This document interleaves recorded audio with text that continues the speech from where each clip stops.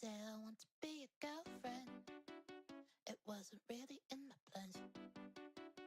When you're around, I got arrhythmia. So in the end, I play pretend. You got the of a cool dude, but you should know I like it hot. But if there's really no denying what this is, then come on, let's give it a shot. Well, you said I want to be your girlfriend. You said I want to be your girl. You said I want to be your girlfriend. Well, it all depends. You say I want to be your girlfriend, but do you want to be my man? I'll treat you like you were a carry-on, like you're my one and only fan. My kindness is of a false pretense. I got the ego of a god, but if you take me in your arms, be confident I commit a character fraud. Stop. Well, you said I want to be your girlfriend. You said I want to be your girl. You say I want to be your girlfriend. It wasn't really in my plans. Ay.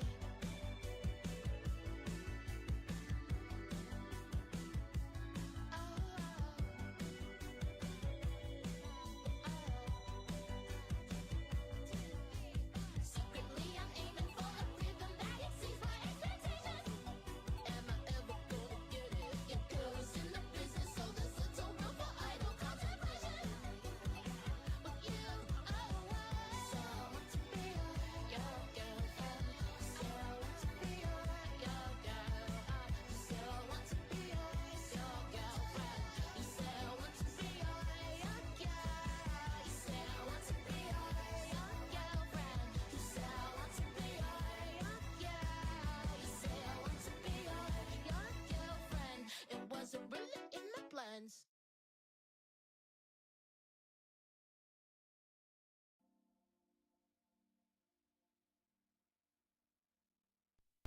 What up, party people?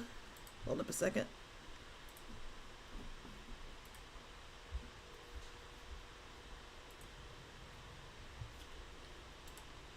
That doesn't sound good. The fuck? Hey, Strawberry House. Okay, that was weird. Alright, I think we're good. How goes it, everybody? Welcome to Wednesday night stream. We got new stuff on The Sims today. We got, hey, Suffix Maid, we've got Sims Dining Out, which I've always wanted. I finally got paid after like a full month of not having any money. And so, I finally got some new Sim stuff. Hey, JJ. Hey, Big Dub Time. It's going pretty good. My fiance's making dinner. It smells real nice. We've been really into soups lately, especially as it's been colder. So we found this recipe for this broccoli cheddar soup. Ugh, très magnifique. And then we chopped up a little chicken and added that. It's like a full course meal in a soup.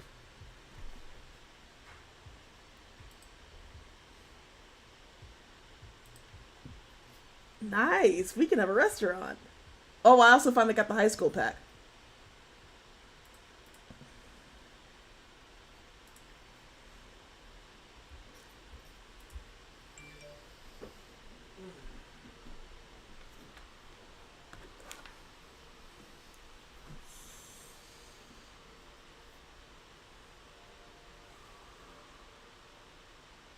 I mean, you really can't go wrong with broccoli cheddar. Would you like to start customizing the high school? Sure.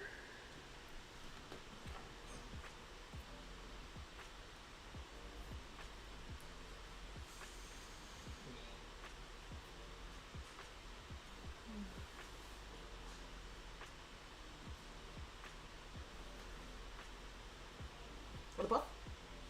Not that. Too bad your heads. What? Did your head hurt? Yeah, I know.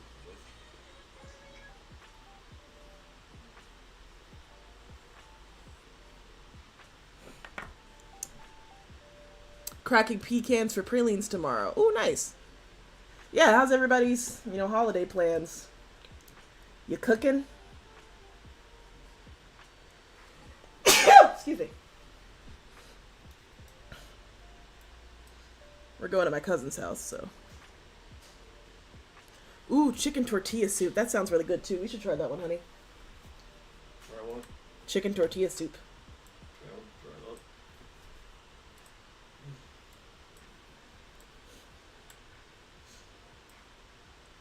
that. Okay, so this is the high school. In fact, this is swankier than any high school I've ever been in. What is this?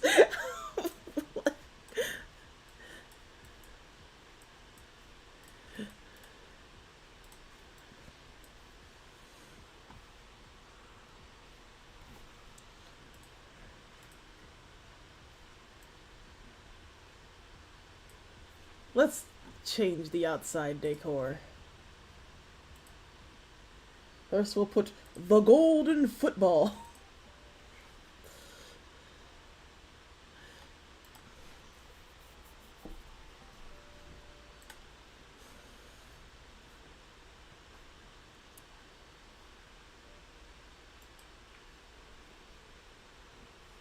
You have to cook if you don't want bland food.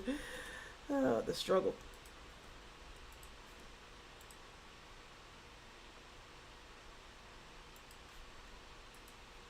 This is kind of a fun wall color.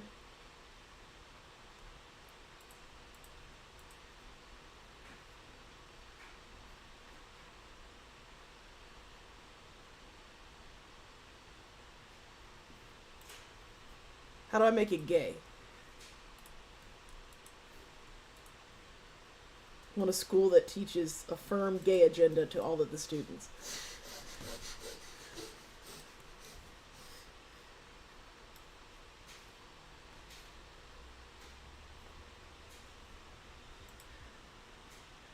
Stand gay turtles.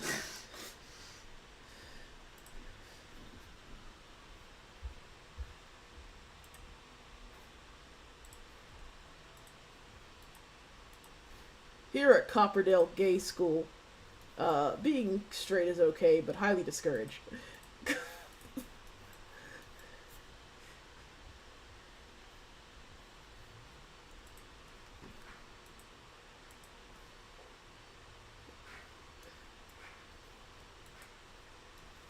I know, I'm so over schools that look like prisons. I used to work at a public school, and them like plain slate walls, I mean, it just screamed prison.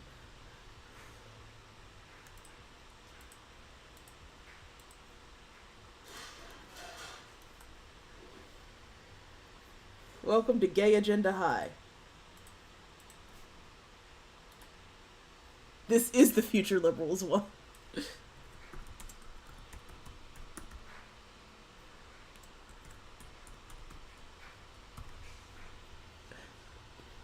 Ladies and gentlemen, Gay Agenda Academy.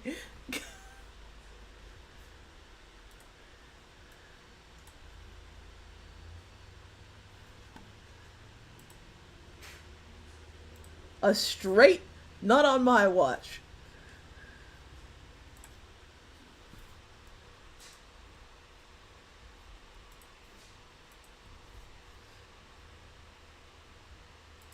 Fabulosity is an elective class that everyone has to take, so I guess it's not an elective.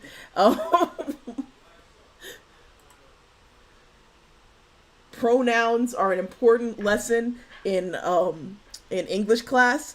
We really stress what exactly pronouns are, so we don't have a bunch of confused adults who get mad at the idea of having pronouns.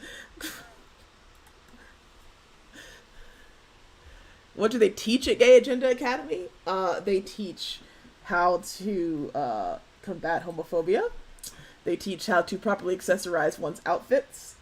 They teach how to fight capitalism. All of the important things.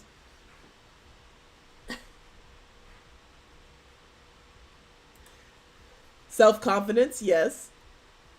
Everybody is fabulous at Gay Agenda Academy. Our motto is be who you are for your pride.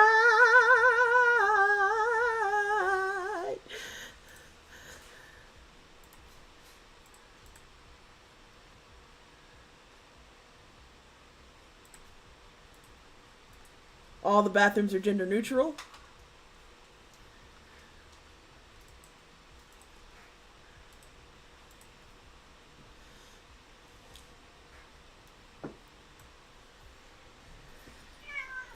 Hey, children, stop it!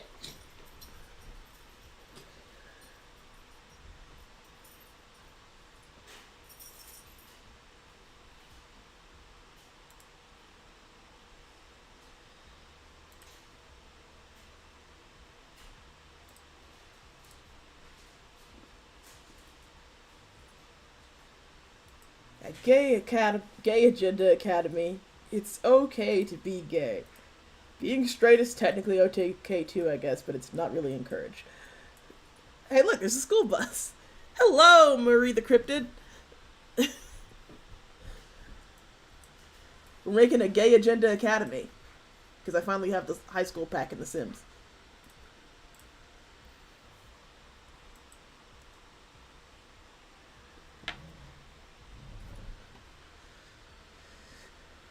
Listen, drama class and English class are the gay safe havens.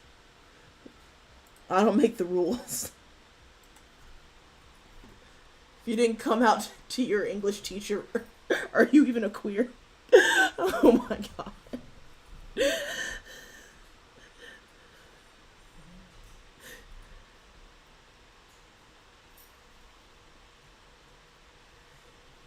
You need to learn how to properly accessorize? Well, you've come to the right place because Gay Agenda Academy has an entire class dedicated to such things.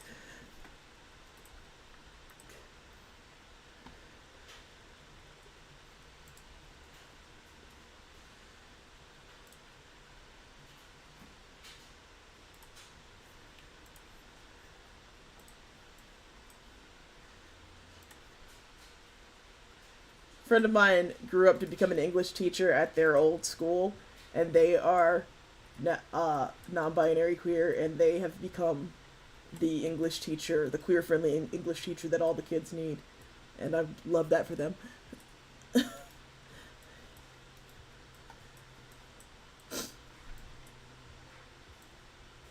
Wow, the closer you get to the bus, it just fucking disappears. I wish you could change the color of the bus. It's kind of depressing looking.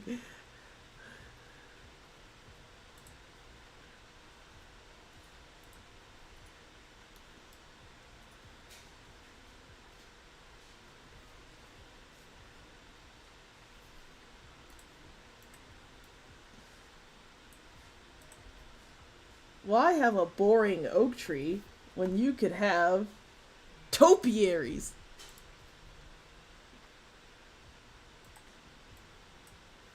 Llamas. Big llama topiary.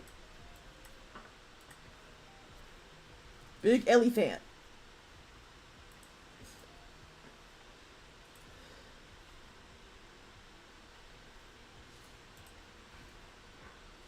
And a fabulous purple tree.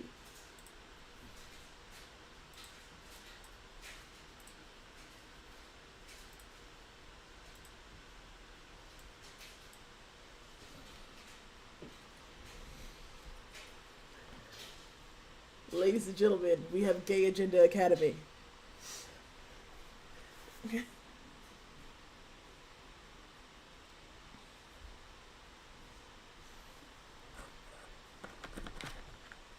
This is the future liberals want.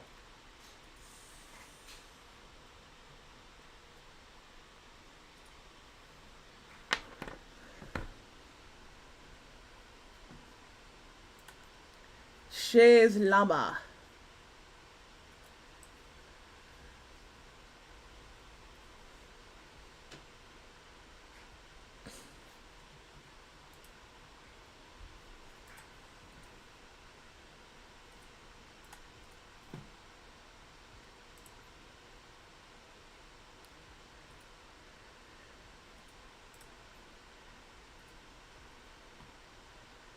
Construct my restaurant.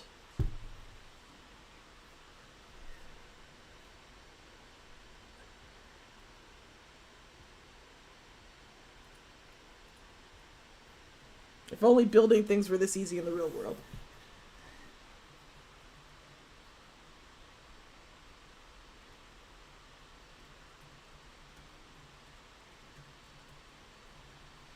Can I make a cat cafe? I don't know.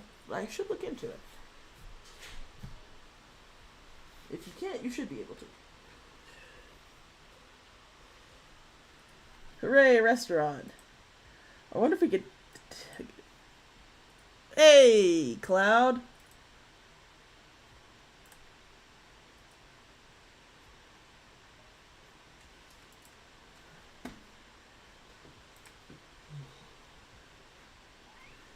Alright, let's play with one of my big titty goths.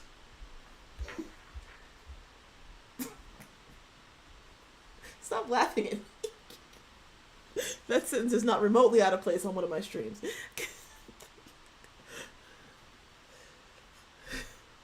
you guys like our read aloud yesterday? The Teletubbies meets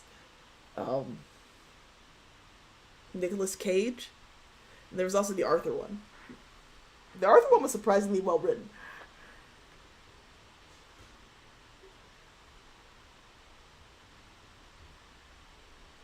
I do have cats and dogs, but I don't know if you can make cats and dogs on a non-residential lot. I probably could make it to where it's like a hot spot for cats to hang out at.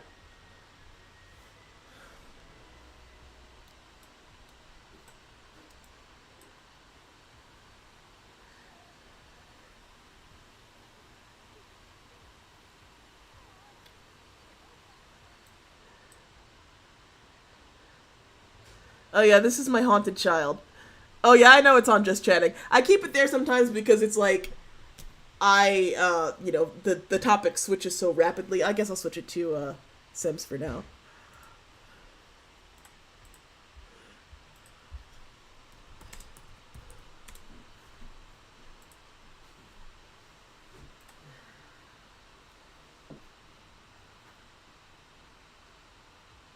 Oh no, what happened to this woman? Oh my god! Oh no! Did she just kill that girl?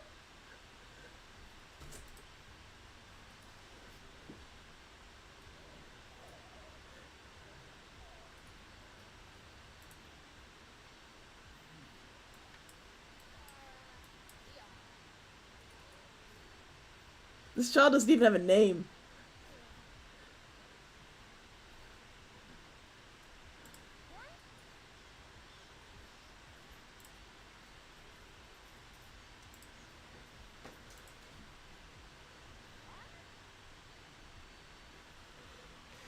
This haunted demon child, killed somebody by possessing them. Let's make her a teen so she can go to high school.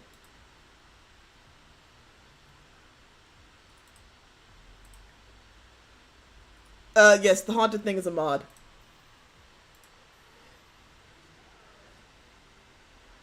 This child just straight up does not have a name. She's walking around with a dildo and a chainsaw.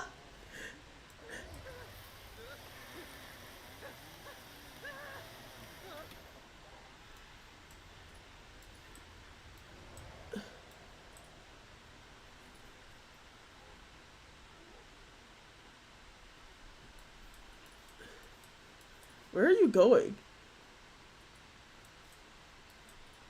Please stop.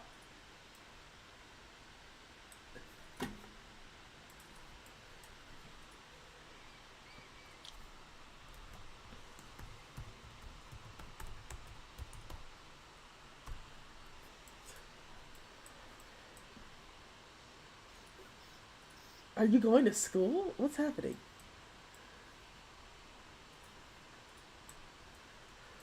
Listen, Little Miss Massacre, doesn't have the best social skills, but she tries.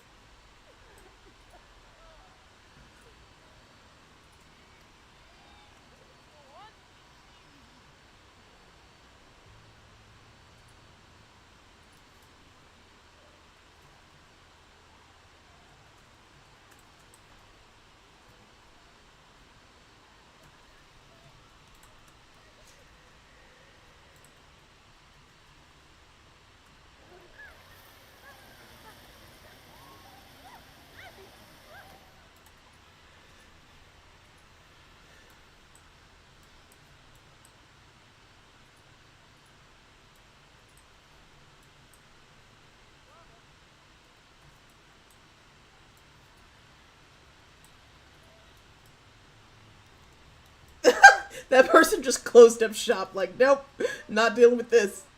This is above my pay grade. Gotta go.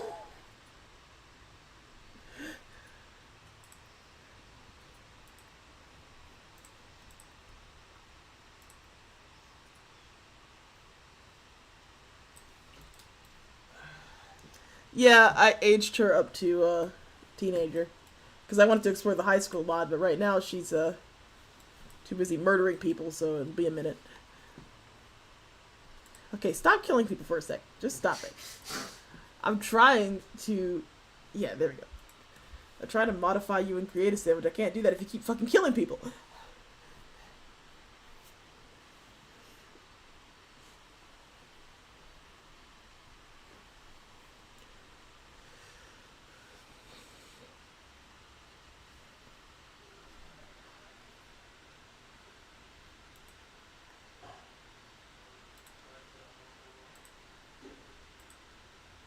Alright, let's check out your high school outfits.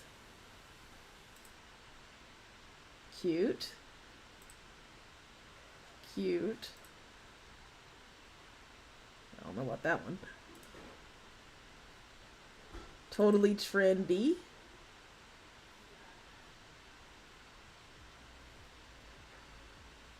Teenagers scare the living shit out of me.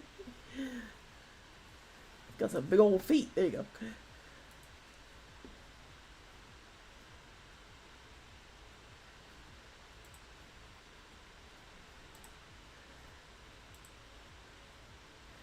Another cog in the murder machine. They say that teenagers scare the living shit out of me.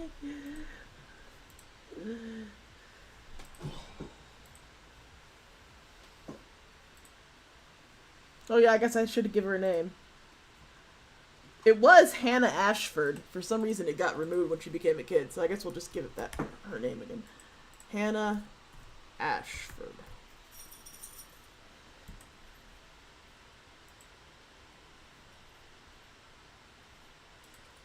You could call her a little bit socially awkward.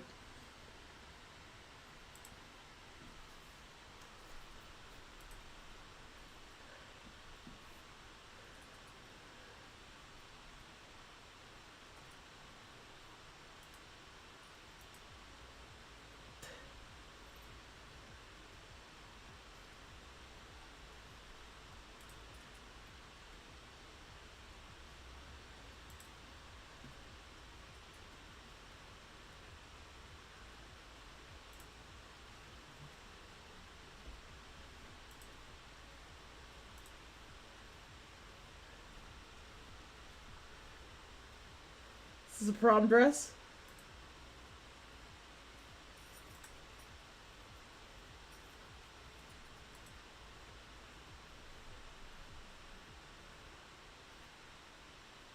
The shirt that says your boyfriend wants me.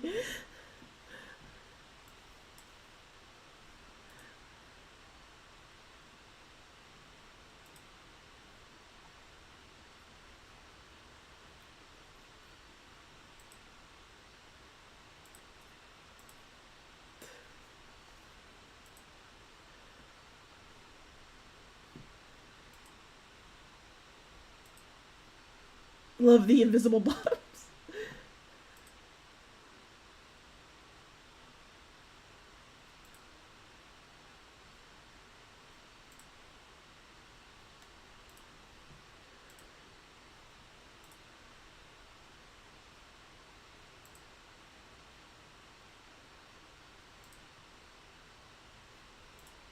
That looks like the California girls,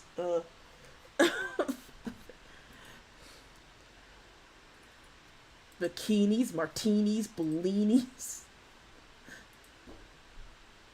I can't believe there are some people who dead ass thought that that was like where Snoop Dogg got his start. I've never felt more old than when I was explaining to people that Snoop Dogg had a career before he was friends with Martha Stewart. Like, whew.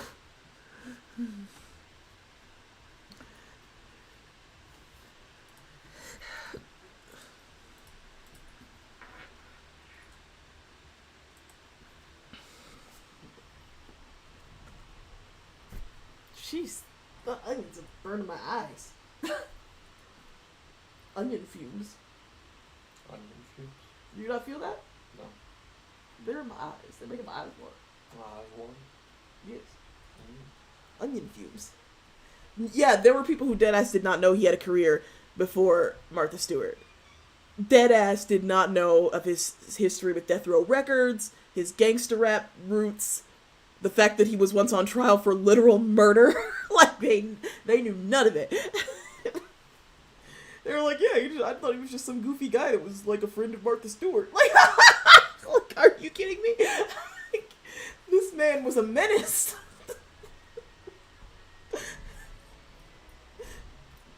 Saying I was Suge Knight. Like, you don't know. Hannah, babe, I'm trying to tell you to stop doing this. Please. Stop killing people.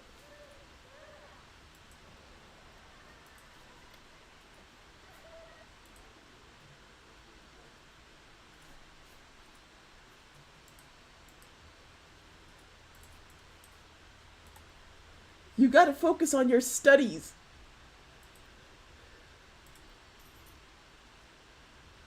Where do these outfits come from? I just gave you new outfits. Oh no.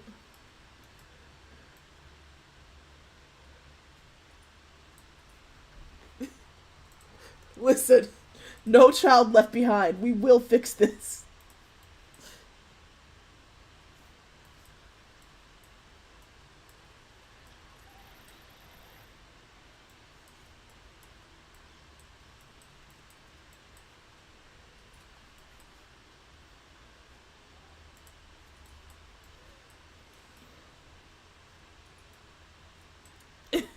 She's studying the art of murder. Please stop killing people. Please stop killing people. Stop it! Stop! Stop it! Hannah, control yourself.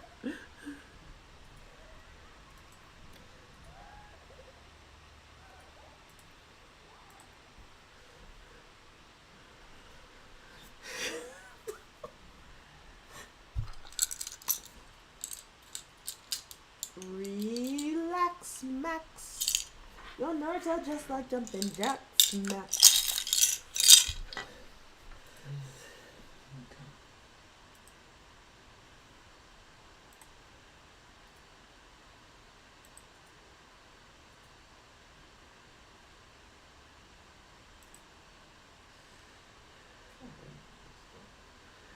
The hair is just a juxtaposition to everything else. I mean, it's like I'm trying to get you to be, chill.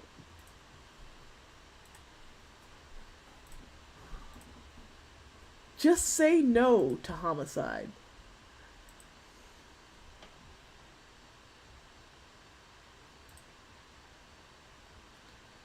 Yeah, just say no.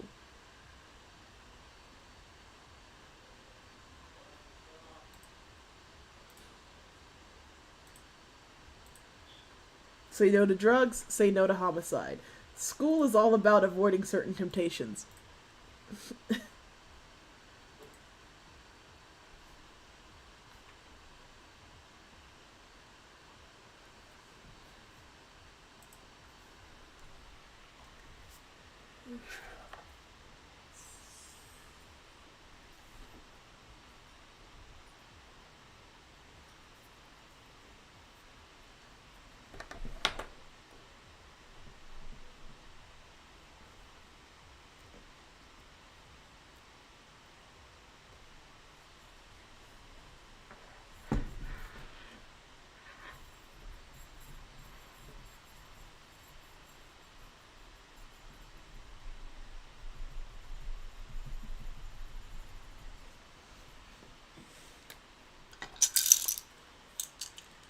Do not, thou shalt not kill. Will make me stay in your bedroom.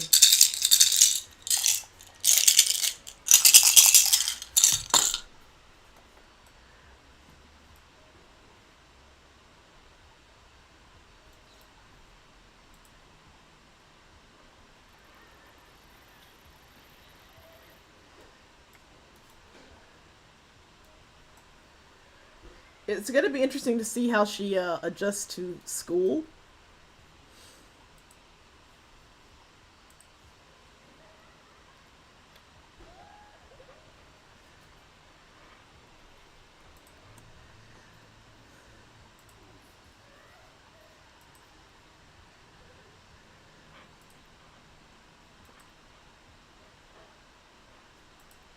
Yeah, why don't you study for an exam? Put the chainsaw down for a bit.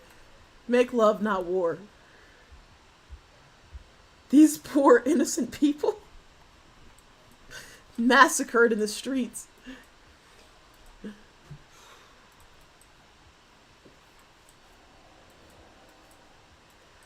Well, her backstory is that she's like a forgotten bride who gets summoned by a haunted mirror. So I think she's crying over the altar.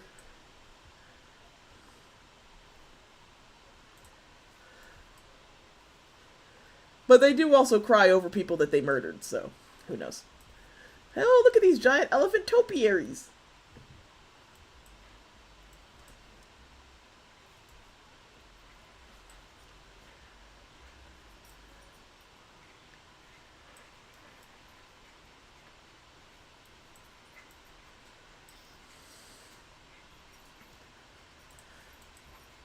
Toby. Nothing's in there. I think her nail's stuck. Oh, Jesus. Oh, she got it. Okay. Sophie, what are you doing? Do whatever I want. I'm selfish. Merry Christmas. Those fucking honkers are your present.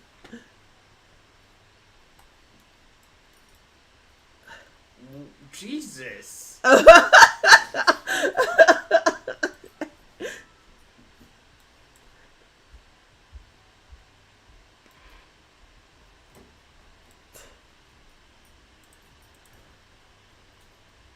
Stop murdering people! Stop murdering people! Stop it!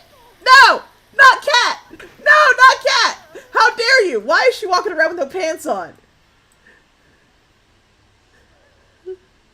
No, you can't do this!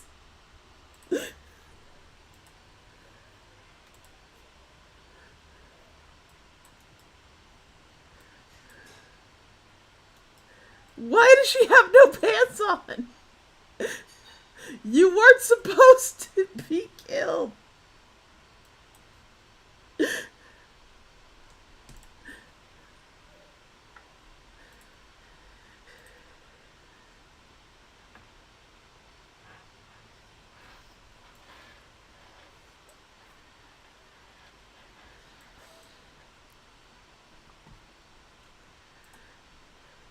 Why does Death have this cute little bunny pendant?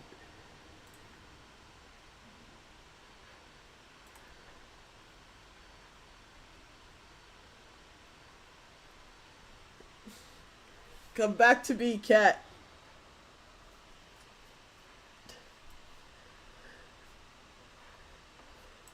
I'm sorry, Hannah, but you're gonna have to be eradicated. We can't allow you to continue this. Where have you go? Stop chainsawing people! Cease and desist. Alright, Cat, it's time for your revenge. She can't hurt you if you're already dead.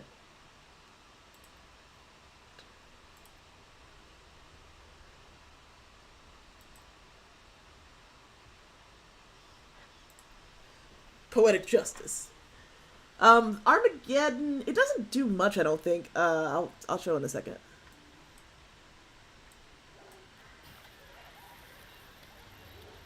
Viva la revenge!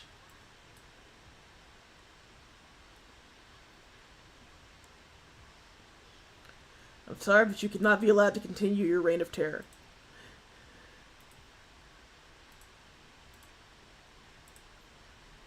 I'm giving you your life back.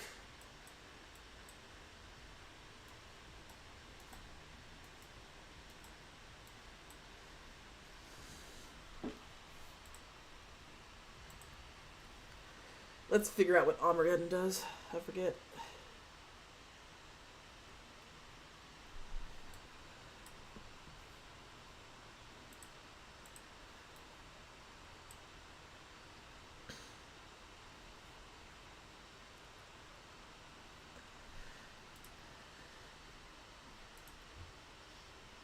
Oh yeah, you can turn yourself into a superhero or a supervillain.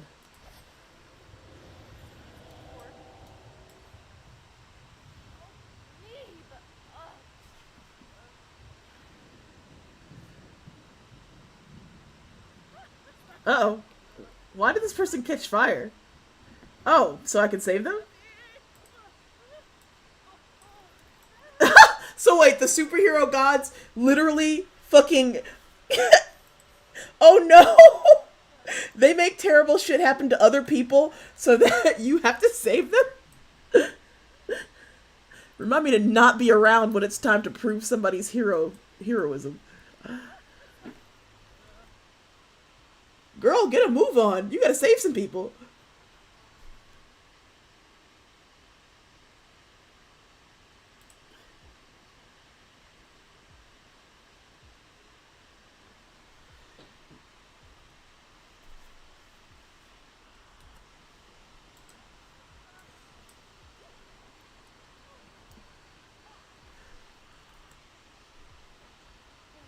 Alright.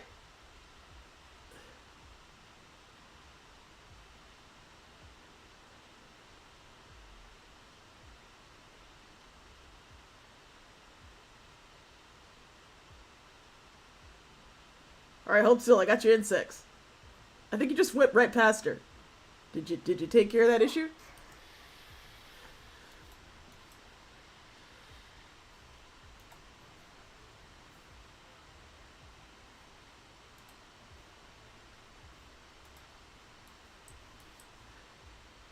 Hey, Artie. I'm doing pretty good. I've already done a couple of murders and Armageddons. Whoop. I have superpowers.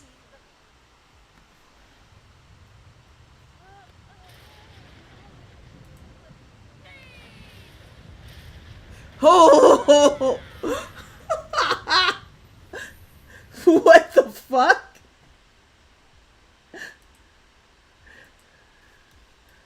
What do I have the power? No, I haven't played the new Pokemon games. I can like fucking teleport now? Thank you.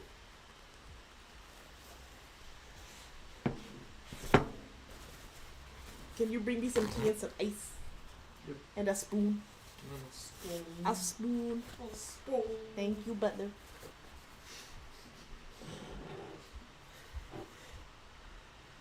This is cool. So I can just teleport? That is cool as hell. Oh my god.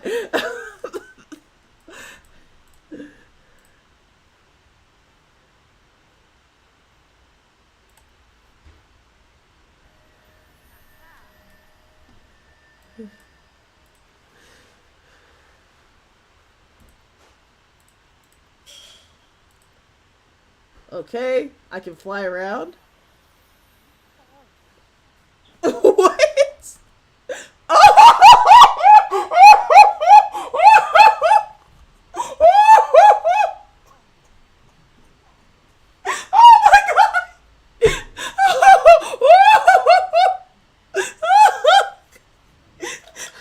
Oh my god! What the fuck?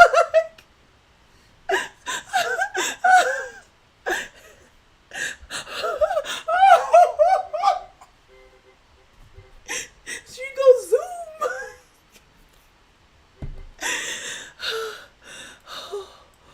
What the fuck? Oh my god.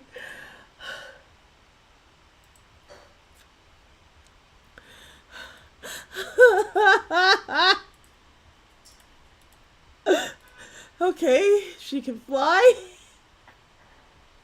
What are her magic effects?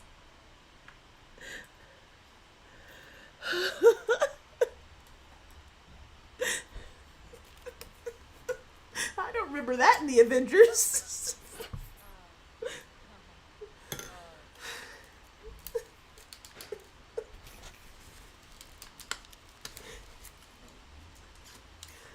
Oh, God.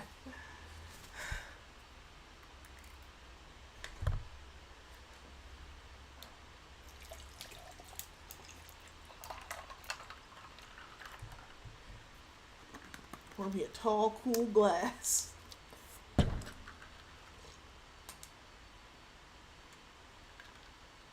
Oh.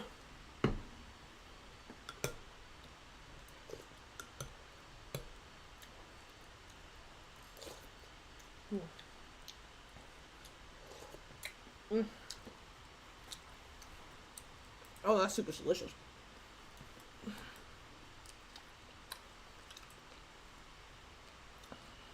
Let's see.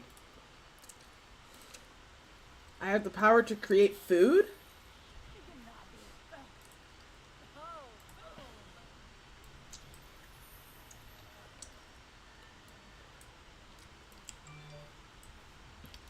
Useful, I guess, as a power. It's not very good in a combat situation, but...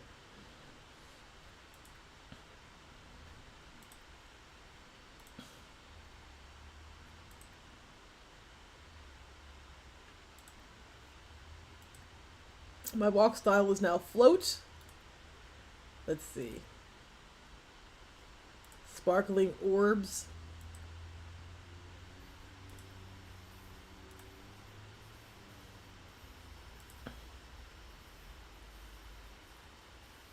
Thank you, McNubtime. Thank you for joining us.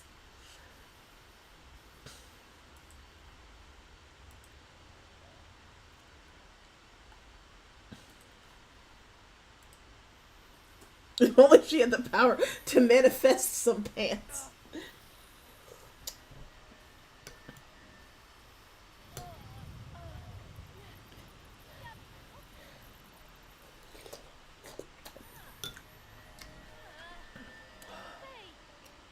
Oh no! It was a supervillain!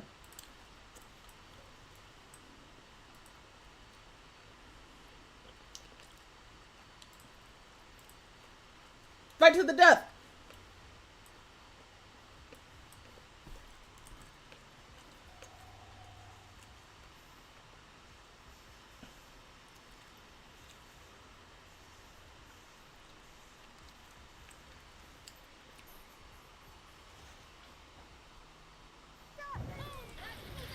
Oh my god!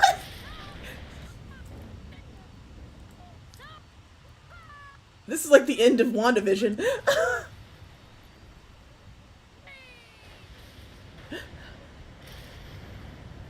Marvel who?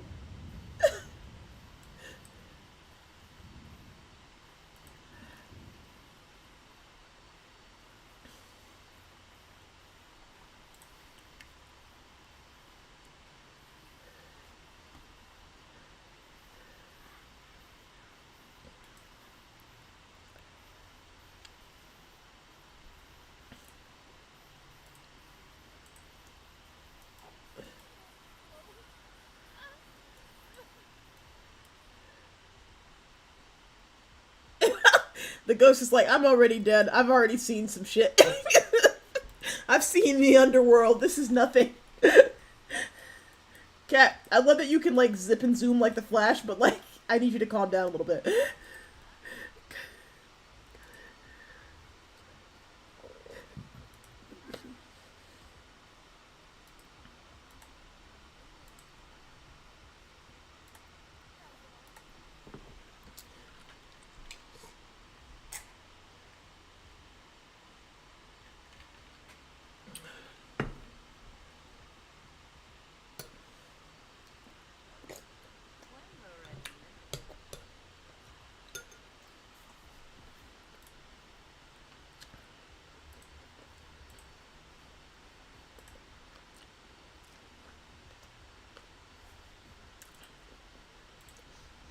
Let's see what going to high school with superpowers is like.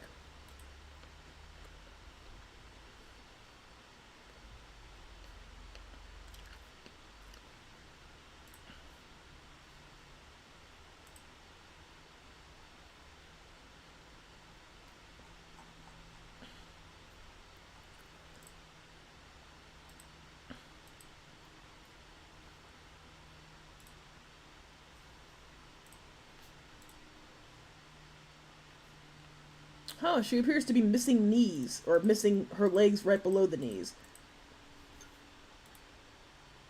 There we go.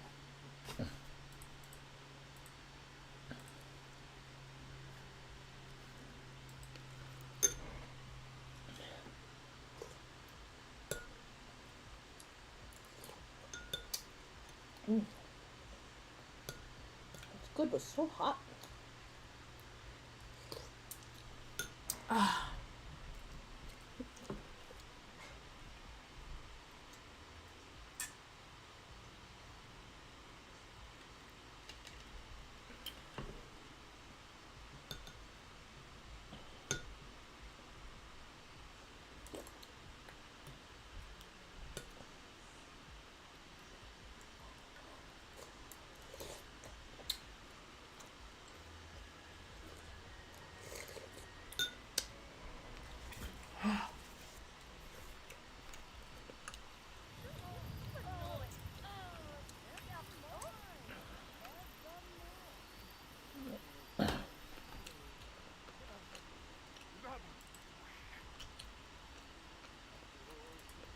Okay.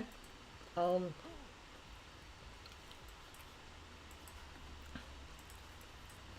A victim of what? How do I help him?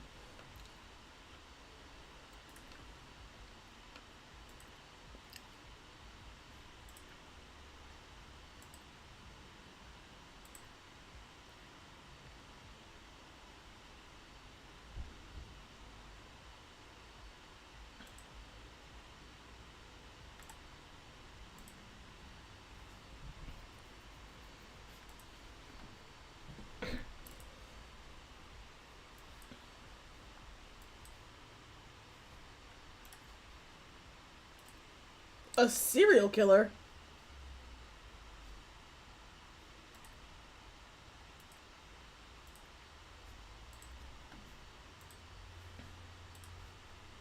Oh, wait.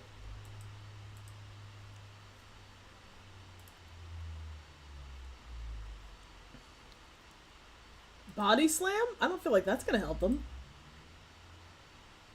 Well, I guess we could try.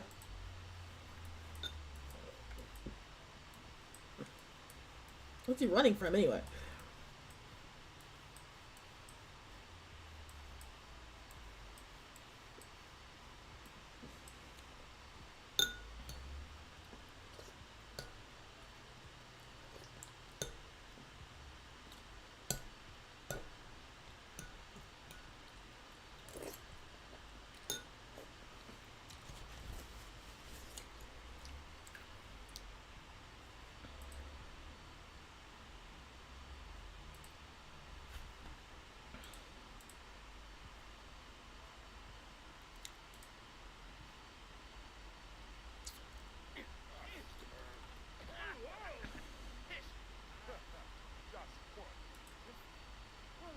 Oh no!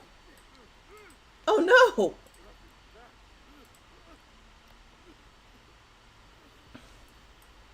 Save him!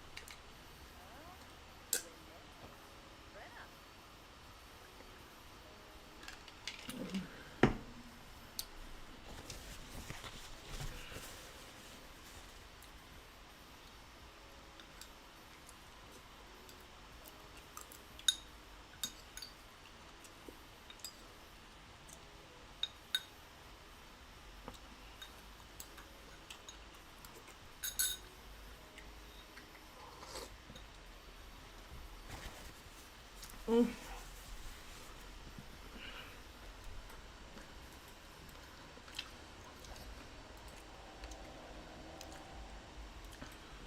Well,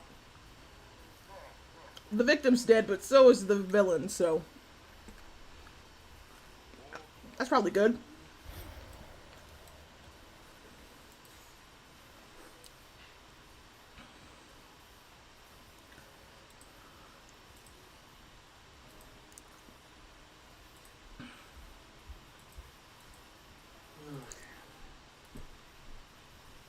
How's this soup over?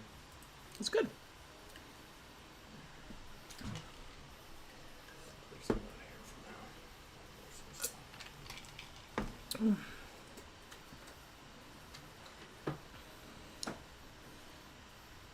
Maybe cut the chicken into smaller bits next time, but that's easy enough to fix. Fix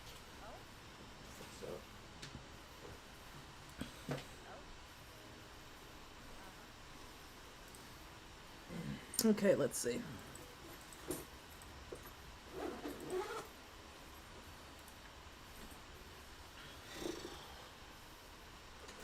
Helicopter crash situation.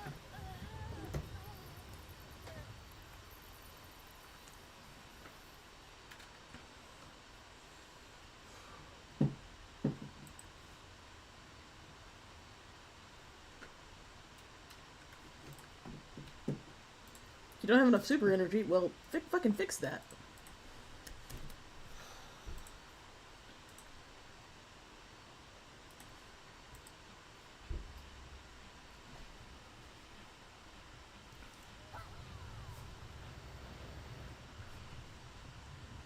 Fucking rip to whoever was in that helicopter, I guess.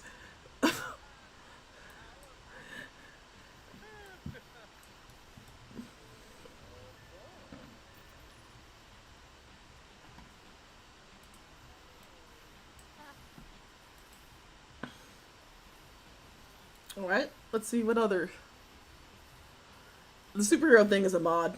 It's on my mod list, which is in the description.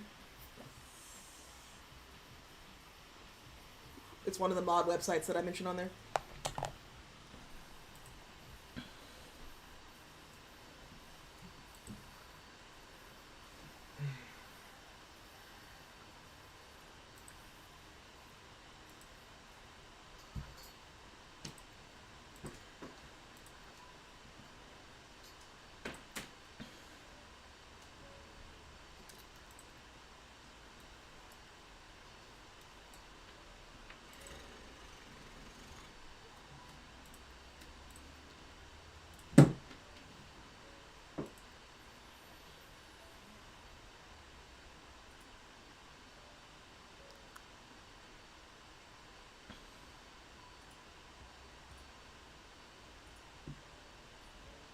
Thanksgiving does start tomorrow.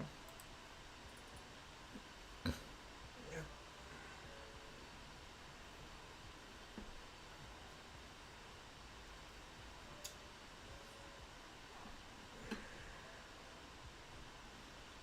This flight pattern is really hilarious to me.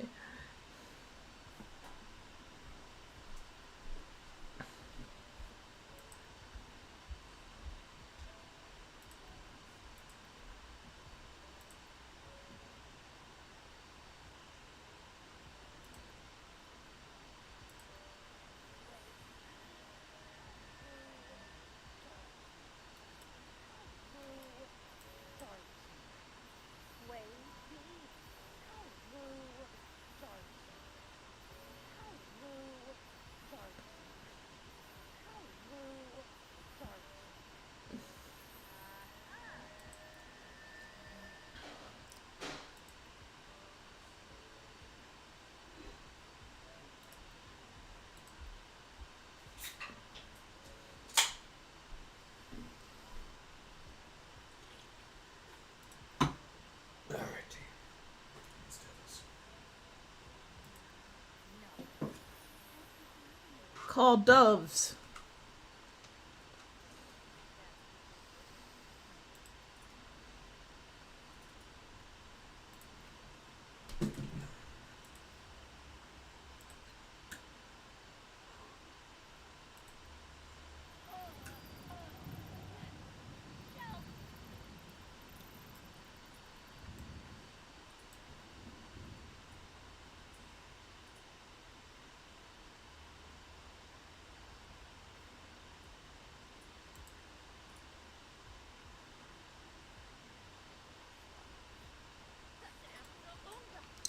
the fuck is going on here? Is that covered in knives? What the hell? Oh. I don't know why, but I'm like legitimately grossed out by whatever's happening here.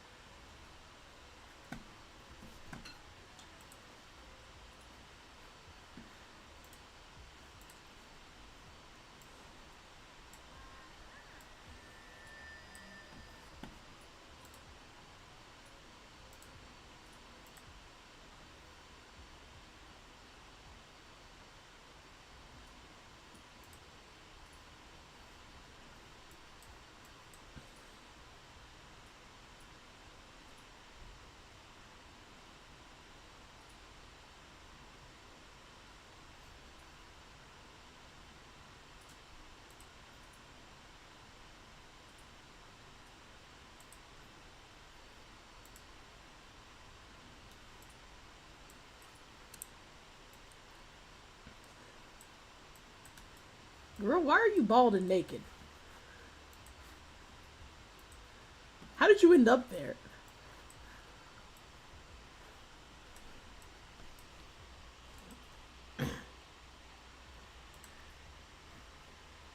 It's time for you to have a robot companion.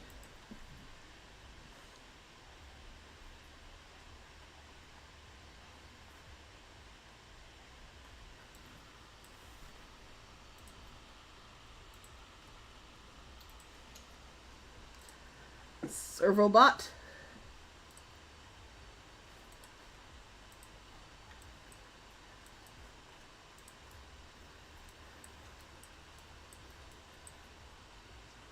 Servobot must serve.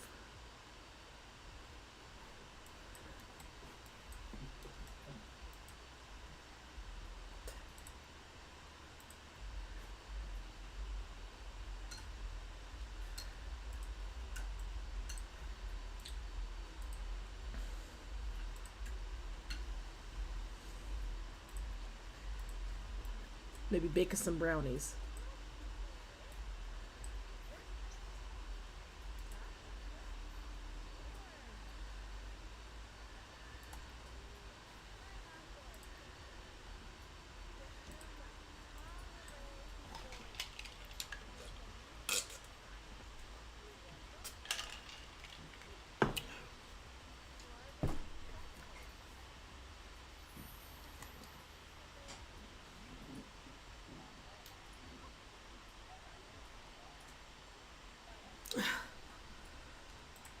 See if I can get any more comments or feedback on my story from yesterday.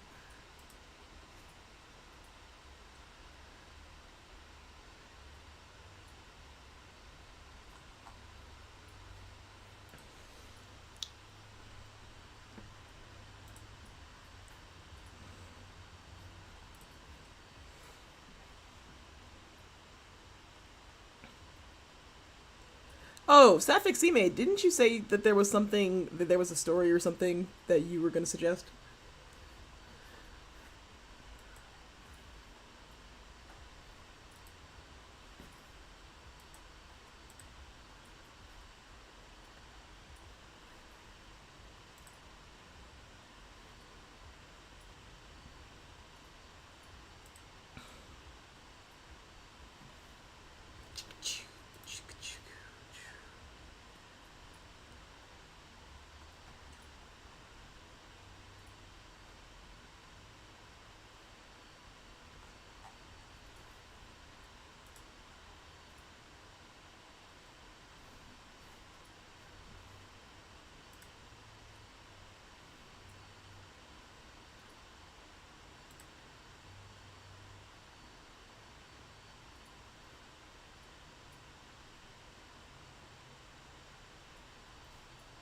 My macaroni and cheese is a lesbian. Also, she's my lawyer.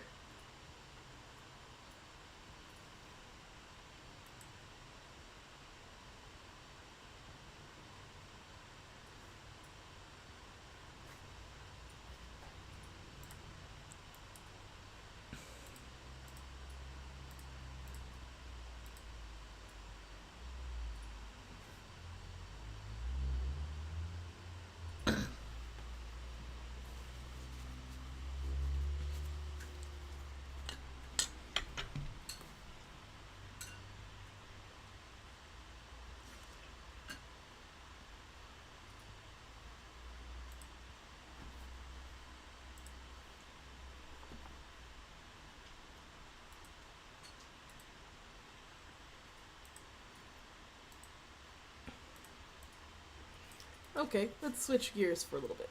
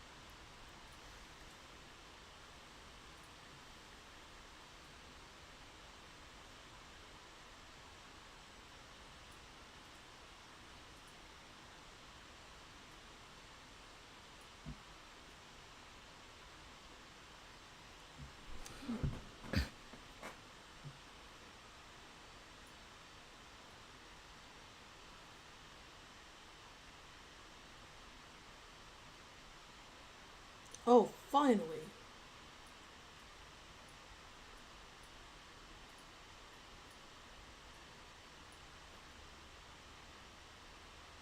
Not approved.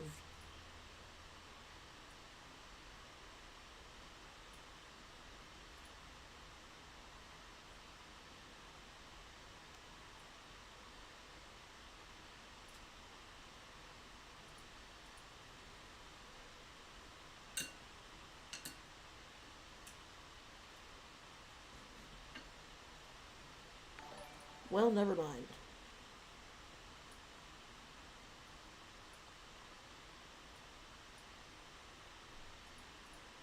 Yes, I'm on Twitch right now. There we go. Thank you for the follow, Holly the Harpy. All right.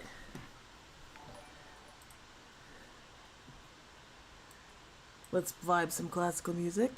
Why, thank you for gifting a tier 1 sub to Sunny is Everywhere and Jazdell Games. And thank you for the subs. Really appreciating the vibes. Okay. I'm getting everything set up because we're going to have a very fine literary experience. So we're going to read this Chuck Tingle classic. My macaroni and cheese is a lesbian. Also, she's my lawyer. From 2-time Hugo Award finalist Chuck Tingle. So we're in for some masterful writing here. Holly the Harpy? Well, we're gonna find out together. We're gonna find out together. That's what it is. But from the cover art, I think it's safe to say we're in for a good experience. I've switched the music to a classical piano vibe. We're all just soak in this class. Let me have a sip of my tea.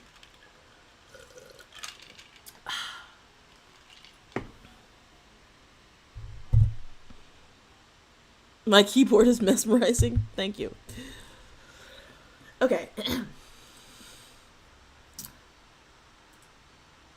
My Macaroni and Cheese is a lesbian, and also she's my lawyer, by Chuck Tingle.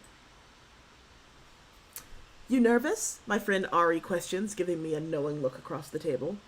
I've been staring down at the food on my plate for what seems like forever, just observing the pleasant green color of the broccoli and the beautiful warm yellow of my mac and cheese. Honestly, it looks delicious, and I'm absolutely starving at this point, but for some reason I can't bring myself to eat. Yeah, I admit, glancing up at my friend. You're gonna do fine, Mona, she continues warmly, trying her best to calm me down. Oh, hydration. Good looking out. Normally, Ari's presence is absolutely certain to set me at ease.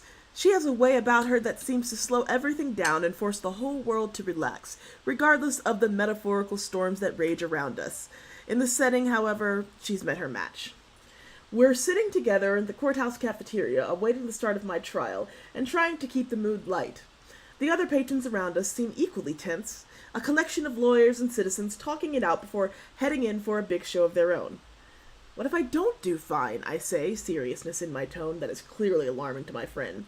She's trying not to react, to stay strong for me, but I can't help but notice her expression falter slightly as I speak these words. In the months leading up to this case, I had been all smiles, not really taking it seriously and somehow pretending it would all just go away. The accusation just seems so ridiculous after all. You will win, Mona continues. This case is open and shut. But what if I don't? I question. Even if my odds are 100 to 1, $1 billion is a lot of money. I'd be working it off for the rest of my life. My great-great-grandchildren would still be trying to pay off this debt. I don't know if that's how it works, Ari offered. Well, if my fucking lawyer was here, then maybe I'd have some answers, I cry out in frustration, a little too loudly. The other eaters around us turn and look, slightly concerned by my outburst. Eventually, they return to their conversations and I lower my voice, trying not to make a scene. The fact that I still haven't met my lawyer in person is absurd, and probably a huge amount of why I'm so stressed out right now. With only a few minutes to spare before my trial begins, we are getting down to the wire for an in-person pregame, but I am not entirely free from blame. As I said before, I haven't exactly been taking this lawsuit seriously. After all, who really thinks of water itself as a potent legal force? H2O has been part of my life since I was brought into this world, and I've never once had my problems with the substance. Sure, there was that time where I jumped off the rope swing at the lake and almost drowned, but other than that, water and I have been on pretty good terms. That is, of course, until now. I shake my head. I wish I would have never said those things, I admit, showing myself a moment of vulnerability. Said what? Ari questions. That water was, quote, sick and gross and you should only drink chocolate milk, I continue. What? We are doing a live read on Twitch. Check us out. Water is sick and gross and you should only drink chocolate milk, I continue. Suddenly, the bowl of mac and cheese before me speaks up, interrupting our conversation and causing me to reel back in alarm. Wait! My food cries out, waving her arms in the air to quiet me down. I watch as the macaroni and cheese pulls herself out of the bowl and sits down next to me, revealing her true nature as sentient food. As one does. What the fuck? I blurt. Who are you? I'm your lawyer, Hema, and as your lawyer, I'm gonna have to ask that you shut your damn mouth when you're in a courthouse cafeteria.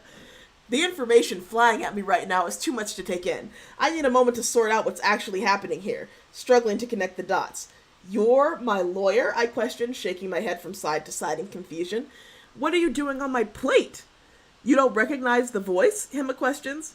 Now that she mentions it, I do see similarities between this macaroni and cheese and the woman I've been speaking to on the phone.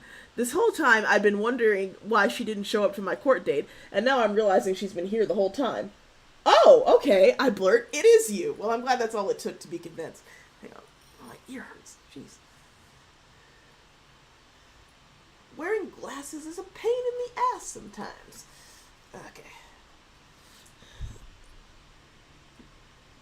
Of my macaroni and cheese is my lawyer and also a lesbian.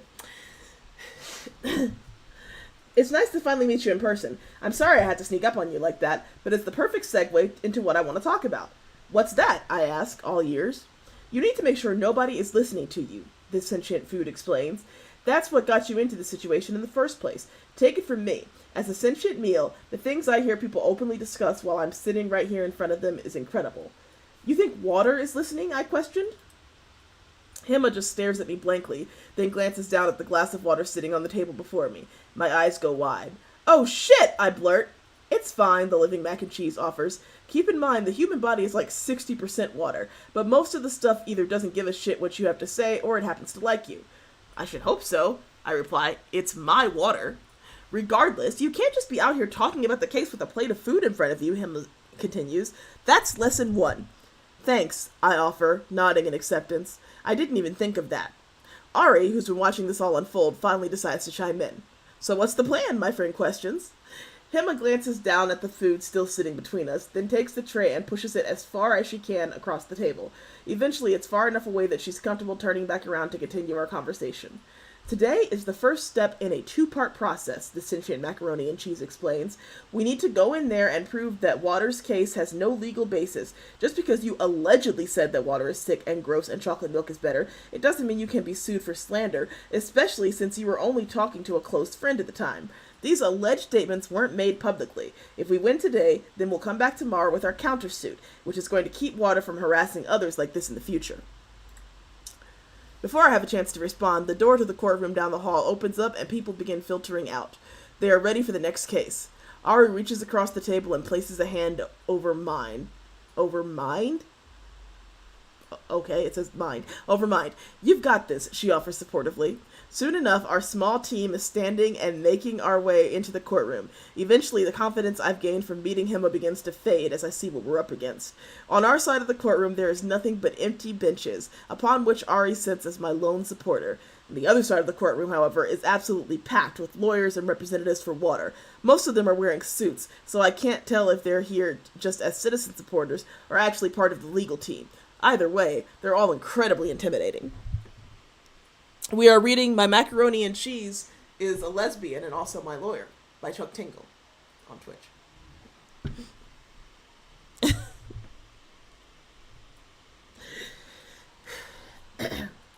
Okay, then we stroll in and sit behind a table on the left side, while the others remain on the right. Moments later, a bailiff steps forward to announce the judge's arrival. All rise for Judge Tingle, the bailiff announces. A door to the back chamber opens up, and a figure wearing a white gi and a pink bag over their head steps forth. What? Trotting up to the judge's chair at the center of the room. He's also wearing dark sunglasses to obscure his eyes, but his mouth can clearly be seen through a hole in the bag. One thing's for sure, it's tough to get a read on Judge Tingle. You may be seated, buckaroos, the mysterious figure announces. Let's hear them dang opening arguments. The opposing counsel steps forward first, led by an enormous bottle of water clad in a sharp suit and tie. He strolls confidently into the middle of the floor, then turns to address the courtroom. 1 second.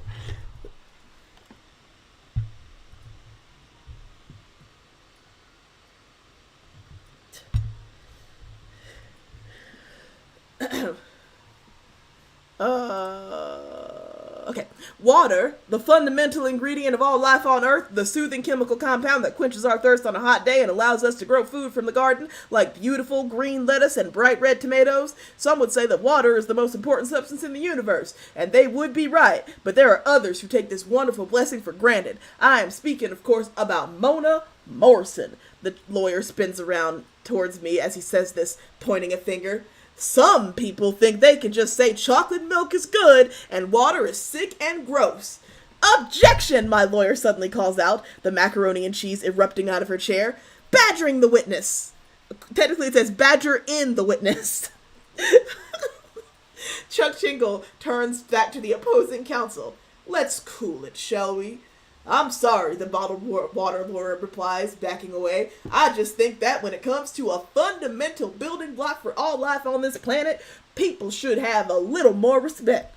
Thusly, we are seeking $1 billion in damage for the careless and frankly horrific things that Mona Morrison has said about water. Hi, Sunny is everywhere. You're welcome. You're in time for this beautiful live reading of My Macaroni and Cheese is a Lesbian and Also My Lawyer by Chuck Tingle. Okay. Very cute paw prints. Let's see. The lawyer... Let me see.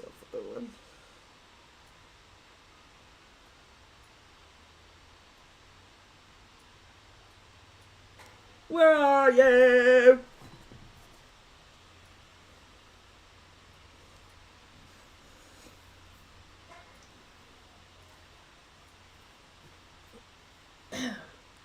There you go. All right. The lawyer turns around and sits back down behind his desk, greeted with a whole team of other lawyers who pat him on the back enthusiastically for a job well done. I have to admit, I'm a little frightened by how well it seems to go, but I'm looking forward to what Hima has in store. My lawyer takes a deep breath and stands up, addressing Judge Tingle directly. Judge, she begins, scrunching her face to the side a bit, as though her and the masked man are shaking some kind of inside joke. Come on. The courtroom remains silent, all eyes on my macaroni and cheese lawyer, as they wait for her to continue. Come on, she finally repeats, then rolls her eyes. Really? As stated earlier, it's difficult to get a read on Judge Tingle. I'm staring at the man intently now, trying to see if this bizarre technique is having any effect. Frankly, I just can't tell. Is this for real? My lawyer continues, rolling her eyes a bit. Come on. More silence from the courtroom. Everyone is either watching intently or exchanging glances in utter confusion. Come on, the sentient mac and cheese offers one last time, a slight scoff erupting from her mouth at the end of that phrase as she laughs to herself. Suddenly, through a hole in this mask, I can see Judge Tingle crack a smile. He chuckles to himself, then bangs his gavel against the wooden platform before him with a few hard smacks. Ha! Judge Tingle blurts. You're right. I rule in favor of the defendant and deny Waters' request for $1 billion. $1 billion. We'll meet back here the same time tomorrow to discuss the countersuit. Immediately, hey, it got your attention, didn't it? Immediately, Ari, me, and my lawyer erupt in excited cheers, while the other side of the room lets out long, frustrated groans. Everyone starts packing up their paperwork, getting ready to head home and rest up for tomorrow's continuation. Did we do it? I cry out. Did we win? We won, Hima confirms. I wrap my arms around her excitedly. We did it! I shout. After a moment of celebration, we release, and the sentient mac and cheese begins to pack up her things. You headed back to the office so you can prep for tomorrow? I question. The living food glances up at me and laughs. No, I'm packing up so we can get out of here and grab a drink to celebrate. By now, the bar has just been cleared out. To be honest, we really should be getting some rest before the big case tomorrow. Fortunately, we don't have to return to the courthouse until late afternoon, so it shouldn't be a huge problem. Besides, what's a victory worth if you aren't allowed a moment to appreciate it?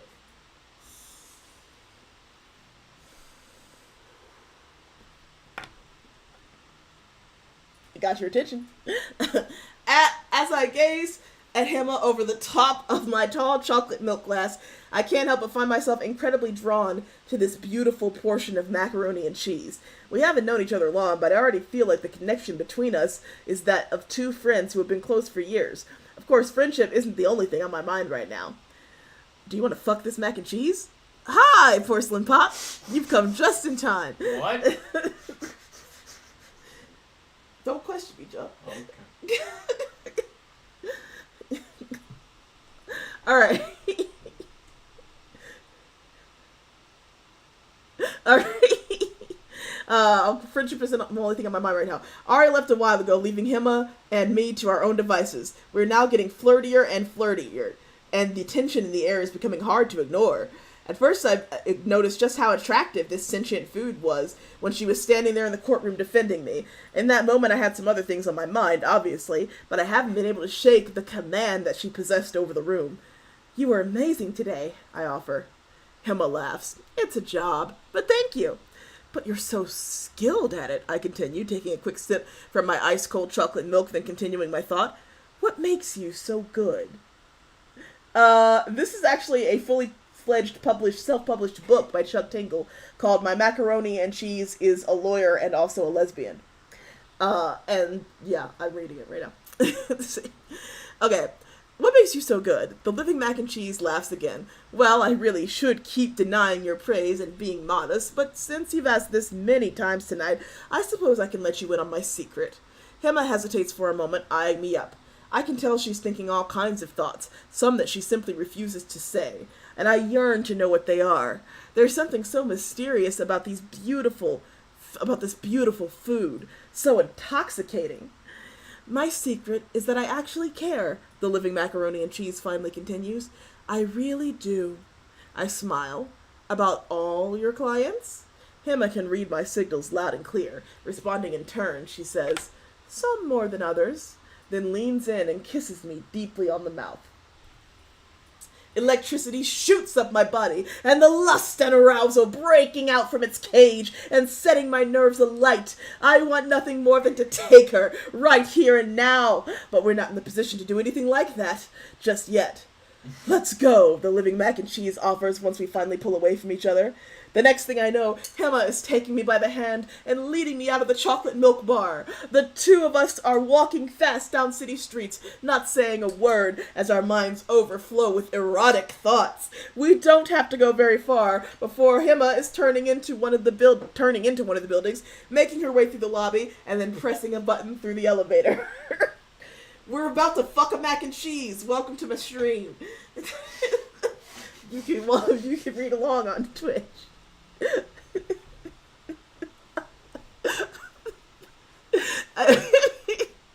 Is this your apartment? I question. My office, Hema replies.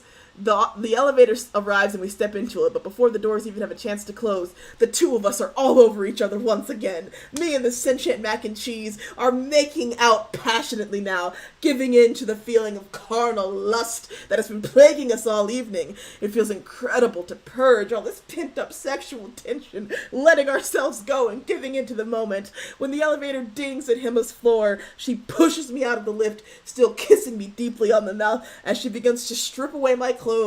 I am tumbling backward, barely able to stay upright as the fabric is torn away from my body, left like a colorful trail of breadcrumbs as it winds its way around a dimly lit law office.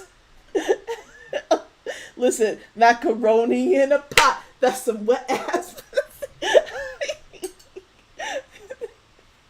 Okay. That's why they call it that. Why do you think Cardi B had that line? Let's say, soon enough, I find myself pressed up against the desk, my legs opening slightly to allow Hema between. The sentient mac and cheese begins to make her way down my bare exposed body, moving from my lips to my collarbone. She kisses me gently, taking her time before moving on to my breast. Here she plays with the nipples a little bit, tickling and teasing with her mouth before continuing along to my stomach.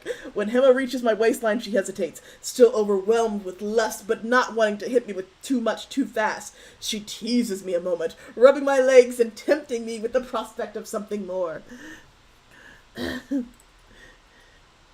Please, I beg, a single word falling limply from my mouth as I pull her closer to my body.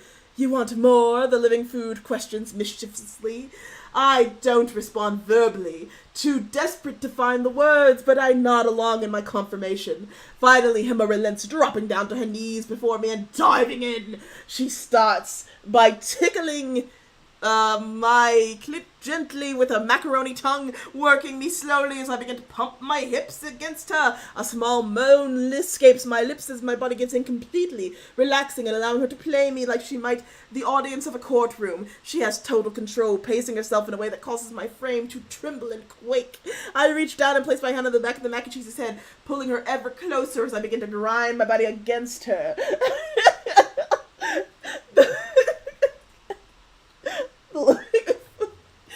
I'm trying to tie it up so it like stays out of my face, but it's to middling results. There we go. Hema can tell that I'm desperate for more. and she's happy to oblige. The sentient pasta dish, well, picks up speed, and the two of us gradually fall in sync with one another as she laps away at my pussy with more and more intensity. Moments later, she adds another technique to the mix, slipping her fingers within me and slowly pumping in and out in perfect sync with the rhythms of her mouth. Oh, fuck, I gasp, not entirely prepared for this additional stimulation, but absolutely loving it. At this point, I can feel hints of powerful orgasm blossoming within me, staring at the pit of my stomach and then spilling out on my arms and legs. I let the tingle overwhelm my form, relaxing my body as the sensations build stronger by the moment. My macaroni and cheese lawyer definitely knows what she's doing, and she shows this by keeping her movements steady and even, and it's working, and she's not going to change things up at the last second. Instead, Hema carries me along at a steady pace, pushing me closer and closer to inevitable climax as the tension builds.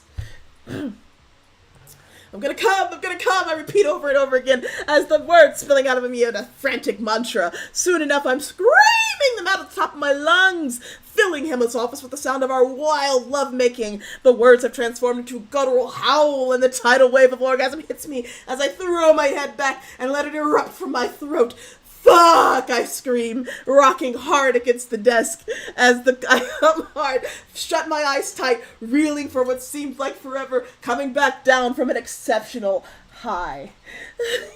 I'm deeply satisfied, but certainly not tired. In fact, I'm more energized than ever. Without warning, I slip off the desk and push Emma back so she's sprawled out on the floor. This beautiful golden macaroni and cheese gloriously exposed in the dim light of the evening that streams through her office window. I climb to the top of the living food and begin to kiss my way down her body, taking my time with her, but quickly running out of patience. Unable to control myself, I drop down to her pussy and begin to eat her out and return the favor. She cries out and arches her back, happily letting the feelings take over her as I go to town.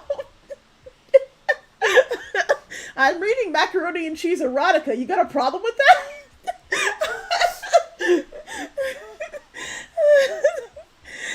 Oh, God. Everything that I've learned about her preferences as a giver, I turn them around for her to take, using her own technique for the best results possible. You laugh now, but this is what true lovemaking and communication among partners looks like. A macaroni and cheese erotica. You heard right.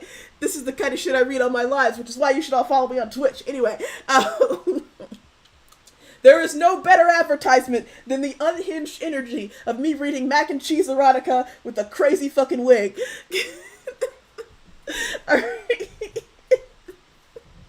Anyway, I take her down using her technique for the best results possible. The most amazing thing about all this, however, is the taste. The pussy of this living food is absolutely incredible. A perfectly cooked meal of warm macaroni and cheddar cheese that melts in your mouth and fills you with savory, salty goodness. I lap away at her happily, enjoying the snack as Hema writhes with pleasure above. I'm gonna have to take a quick pause here and turn the air conditioning on because I am like literally burning out. Just a sec.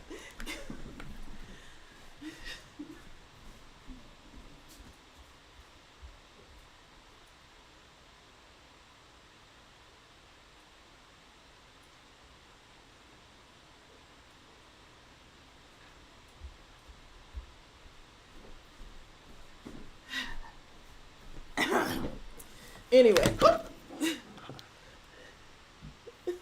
to those of you who are just joining us, we are reading some mac and cheese erotica by Chuck Tingle called My Mac and Cheese is My Lawyer and Also a Lesbian. We just won a lawsuit against water, and now we continue the story. All right, let's continue. Okay, soon enough, our living room is approaching an orgasm. The living food is approaching an orgasm of her own. I can feel the muscles of her stomach clench and release, preparing for the inevitable and suddenly erupting in a spastic fit. My mac and cheese lawyer's entire frame is convulsing hard as she shrieks with orgasmic pleasure, gripping the back of my head and pulling me close against her. The climax lasts for what seems like forever until finally she falls back to the ground again in exhaustion. I climb up next to her, wrapping my arms around the sentient food. "That was amazing," I offer. The living mac and cheese smiles, then kisses me delicately on the mouth. "It was."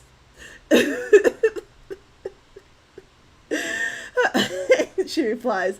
The two of us just lay there on the floor for a while, staring up the ceiling above as we enjoy each other's presence.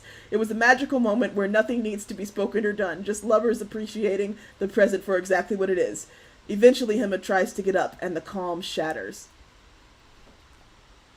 "Oh no!"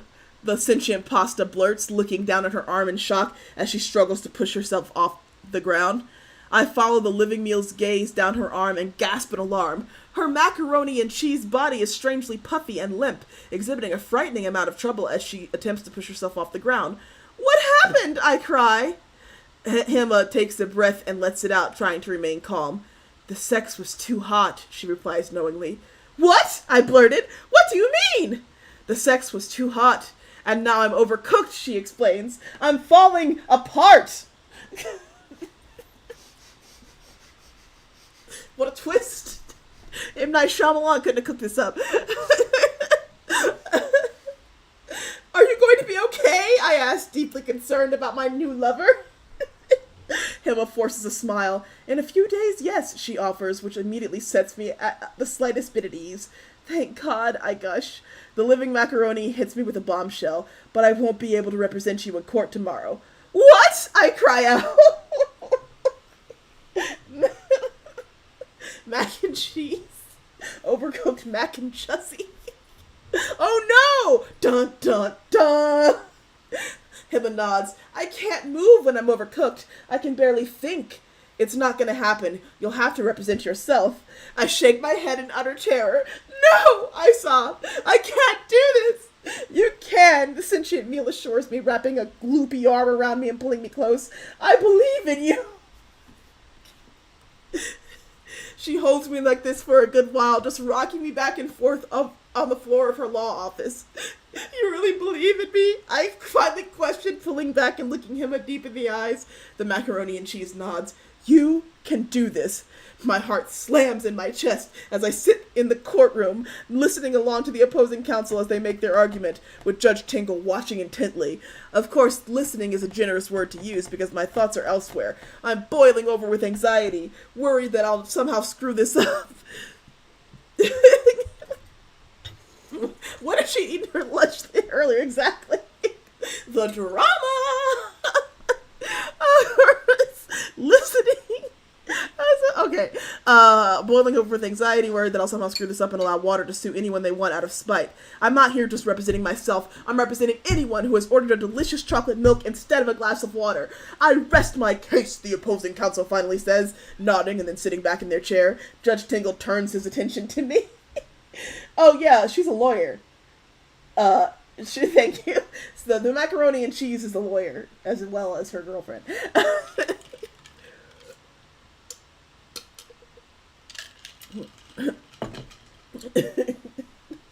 Okay. Oh, the courtroom came in at the beginning. The macaroni and cheese is the lawyer, and she's representing our protagonist in a lawsuit against Water. Water sued the protagonist because she said she liked chocolate milk better than water, and so she won that case, but now she's countersuing to stop Water from bringing a frivolous lawsuit to anybody else for preferring chocolate milk over water. You'll have to go back and watch the VOD after this stream if you want the more details. You just walked in on mac and cheese erotica / legal drama. Thanks for asking. Alright. Oh yeah, there's lore. Okay. Anyway. Alright. "I rest my case," the opposing counsel finally says, nodding and then sitting back in their chair. Judge Tingle turns his attention to me. "Mona," he offers, "what would you like to say, bud?" That's just a pretty unprofessional way for a lawyer to talk. I stand up, using all the discipline I can muster to focus on the task at hand. I open my mouth to speak, then abruptly stop. "Mona," the Judge Tingle continues, growing concerned. I realize now the anxiety has finally gotten me, overwhelming my senses to such a degree that I can't even force out a single word. My heart begins to slam harder and harder within my chest, spelling certain doom for this case. This is actually a self-published book by Chuck Tingle, quite a prolific author on Amazon self-published books. Let's see. So I realize now the anxiety's finally gotten me, overwhelming senses. I can't say a single word. My heart pounds in my chest. Suddenly, however, Hema's kind words from yesterday worked their way into my brain. She may not be here in the courtroom, but that sentient macaroni and cheese is still in my heart. Yes, this is a published book. Immediately, my attitude shifts. I can feel my confidence flooding back as I glance over at the opposing counsel and then to the judge. Come on, I offer with a laugh. Judge Tingle begins to nod as I gesture to the other lawyer. This case, I continue. Really? I hesitate for a moment, building tension, then raise one eyebrow. Seriously? Come on, I repeat, giving this one just an extra helping of exasperation. Judge Tingle nods and bangs his gavel. I rule in favor of Mona Morrison.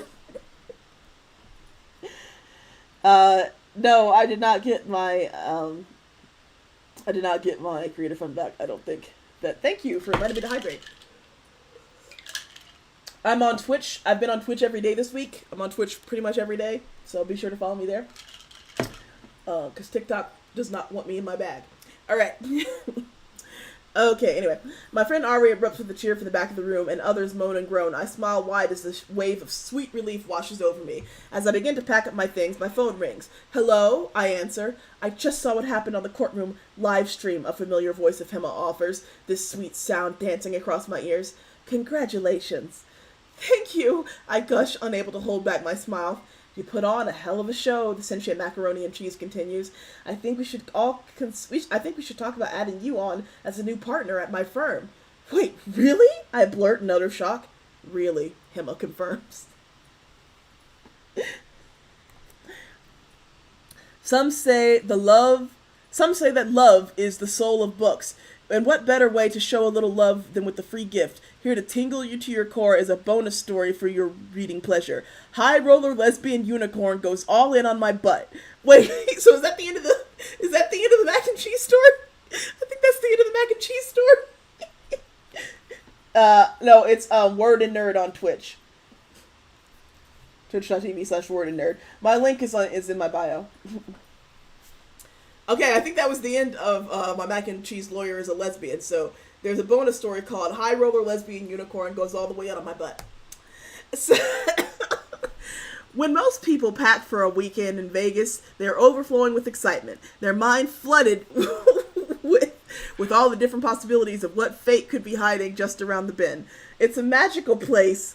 That we've collectively built up within our minds, complete with its own slogans and lore. What happens in Vegas stays in Vegas. I've heard this a million times before, and right now the thought of it is filling me with dread. Thank you for the follow, JWiz09. Let's see. Right now the thought of it is filling me with dread. What if I don't want anything to happen? I'm a very logical person, which is probably where my first mental roadblock lies. When considering this whole crazy trip, I know how much the prices will be inflated on this notorious strip, and I know gambling is nothing but an incredibly fast way to lose all your money. Thank you for the follow, Deep Fried Bye. I love it. I am also a Deep Fried Bye. Okay. Okay, I'm a very logical person, which is into gambling. I'm also not a huge drinker, and I don't think I've ever danced in my life. Really, there's nothing for me out in the desert except for the company of my friends. A smile slowly begins to creep across my face as I continue to fold my clothes and put them away. I suppose my friends are worth the trip. Rachel in particular. One of my best girls is getting married next month, and this is her bachelorette party. I can only thank God that I wasn't put in charge of planning the activities for the weekend, because that would be hard for me to settle with anything other than a good book and a night in with the ladies. The maid of honor has other ideas, though, and participating with as much excitement as I could possibly muster is the least I can do. Finish packing, and right on cue, the phone rings. Hey, I offer, answering it quickly. Are you here?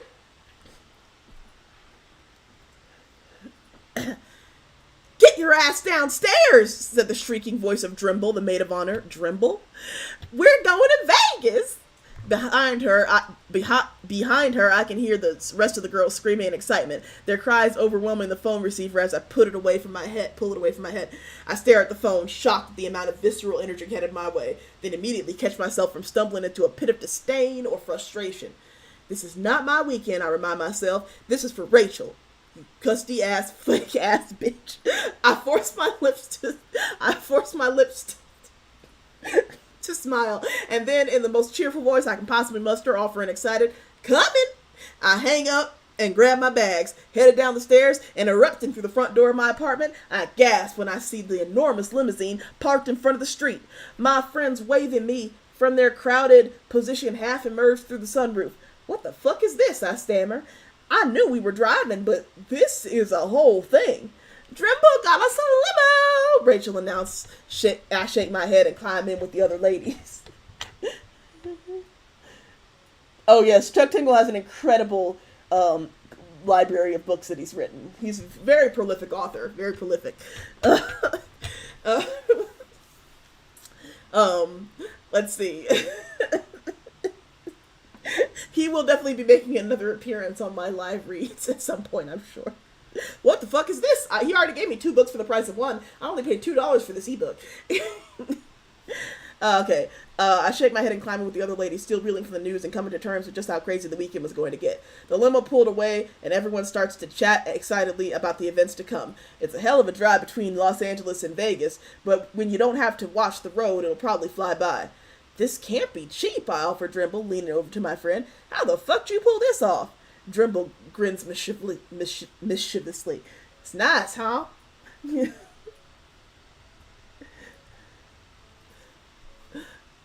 It's a lot, is all I can think to say. A trip around town in one of these things costs a fortune, let alone around the next town over. Drimble laughs. Promise me you won't be talking about how much everything... Promise me you won't be talking about how much everything costs this weekend. I don't know why I gave them all southern accents, but I decided to go with it. First of all, I've got it. And secondly, the last thing Rachel wants to be thinking about is prices, so don't bring it up. Third of all, my friend trails off and I stare at her blankly. What? I finally blurt. Well, I was going to give you a stern talking to about how to enjoy yourself this weekend, but I know it's not going to do any good, Drimble explains. A lot of people might be offended by this comment, but we've known each other long enough to accept the reality of the situation. Drimble knows I'm trying my best, but she also knows I'd much rather be curled up on the couch with a good book. Tell me, I finally offer. I'm really going to try to have fun this weekend.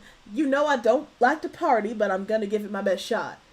Third of all, Drimble begins, act like a high roller and you'll finally be one. That's how all of Vegas operates. It's just a bunch of people pretending to be big shots for one another. That's terrible advice, I counter. If I act like a high roller at the blackjack table, you know what'll happen? I'll lose all my money in a single hand. This whole thing is a setup for us to lose while we think we're winning. The house always wins. Drimble just rolls her eyes and lets out a long sigh. I'm sorry, I finally continue. You know the house doesn't always win, Drimble finally offers. They always have an edge. I've seen the odds charts, I explain. Of course you have, Drimble smirks. Well then, Lena, here's some food for thought. Don't play the house. Play someone else. How would I do that? I question. Poker, my friend continues with a shrug. The one game where the odds aren't in the casino's favor. I start to protest before hesitating slightly. The more I think about it, the more I realize she may actually be right. Yes, Chuck Tingle.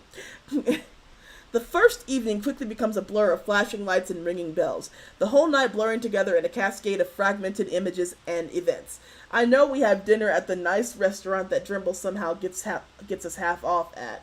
Then the tickets to a show where Drimble negotiates upgraded to the front row. I watch all of this happen in real time, my friend simply strolling up to these counters and pretending she belongs as the world seems to bow down around her.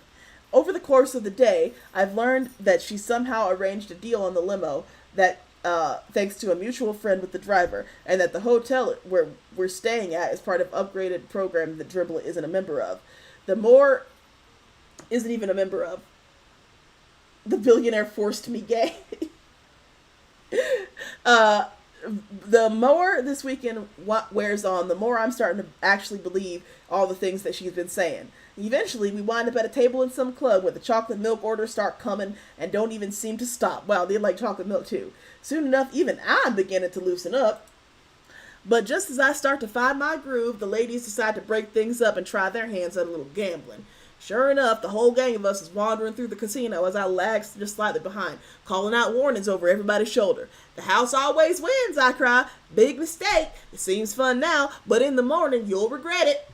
The rest of my friends just ignore me as they split off into groups, some of them heading toward a row of slot machines while others make a home at the nearby craps table. I quickly find myself standing all alone, feeling more out of place than ever. I take a deep breath and let it out, wondering what to do with myself. I know that I don't want to gamble, that's for sure, but maybe I could pass the time by checking out the world-renowned garden that is apparently hidden somewhere nearby. I turn to head in that general direction, then suddenly stop. There before me is a hanging sign that says two words in a bold white font: Poker Room.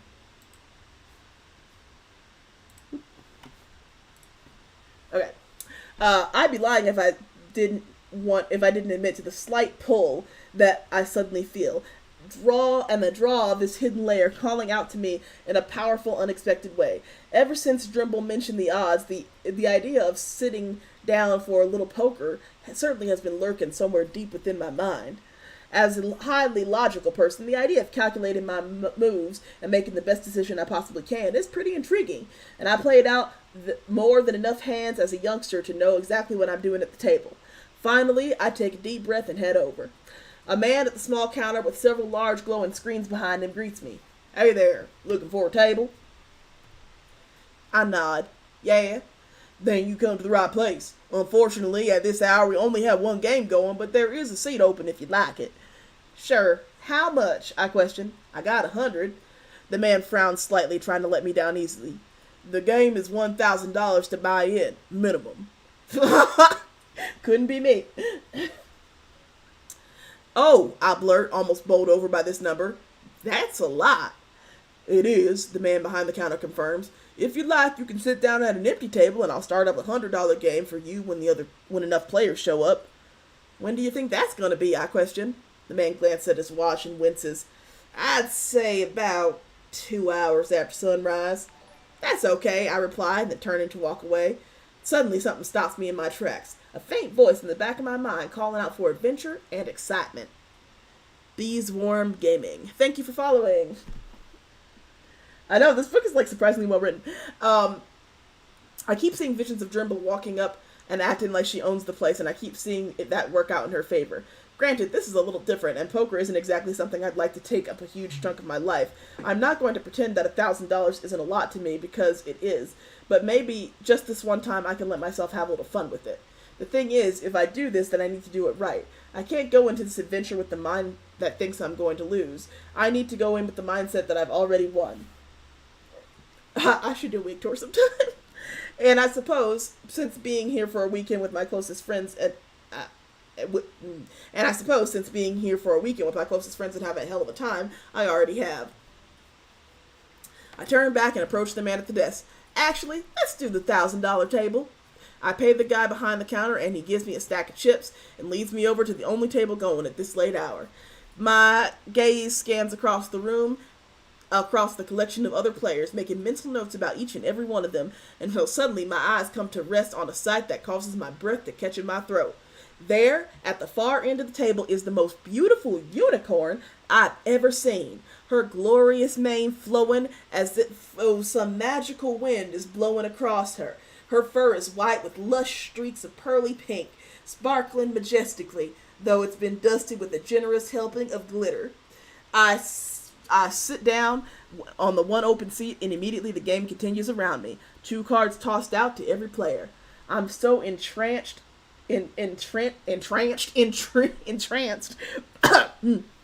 by the beautiful sight of this unicorn before me, I barely even notice when it's my turn to act. In fact, my haze is only broken when the dealer calls out for me the second time, his gruff voice finally breaking through the trance-like veil. "Oh, sorry," I offer, pulling 2 cards towards me and glancing down at them. I'm shocked. I've actually got a reasonable hand, but with stakes this high, I am not good. I'm not sure reasonable is going to cut it. Instinctively, I start to push the cards away from me, folding them. Then I hesitate. I remember my mission and the mentality that I need to bring to this trip. These may not be the best cards in the world, but they're nothing to scoff at. Certainly not the kind of hand that a confident player would fold from this table position. I could call here, but there's really no reason to. Right now, it's either toss them away because I don't have the best odds, or raise because I do. "I raise," I suddenly announce, catching everyone's attention.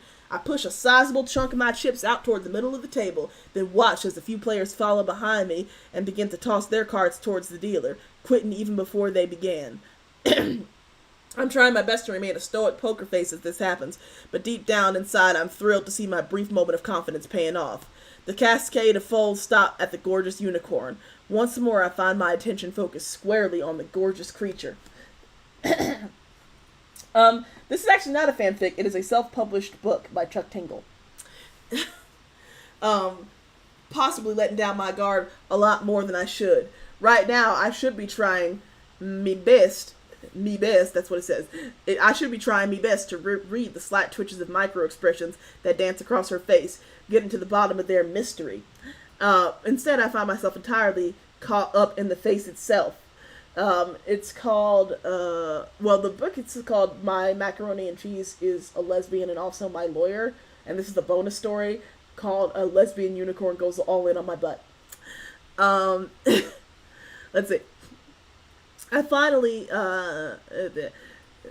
instead I find myself entirely caught up in the face itself, the perfect symmetry of her unicorn head, that gracefully twisting ivory horn. I re-raise, the unicorn finally announces. It takes every bit of strength I can muster not to react to this. The unicorn is clearly trying to tell me something here, to show that my hand might be good, but hers is better. I'm picking up this message loud and clear, but now it's my turn to act again. I'm wondering what I should do about it. The real question is, do I believe her?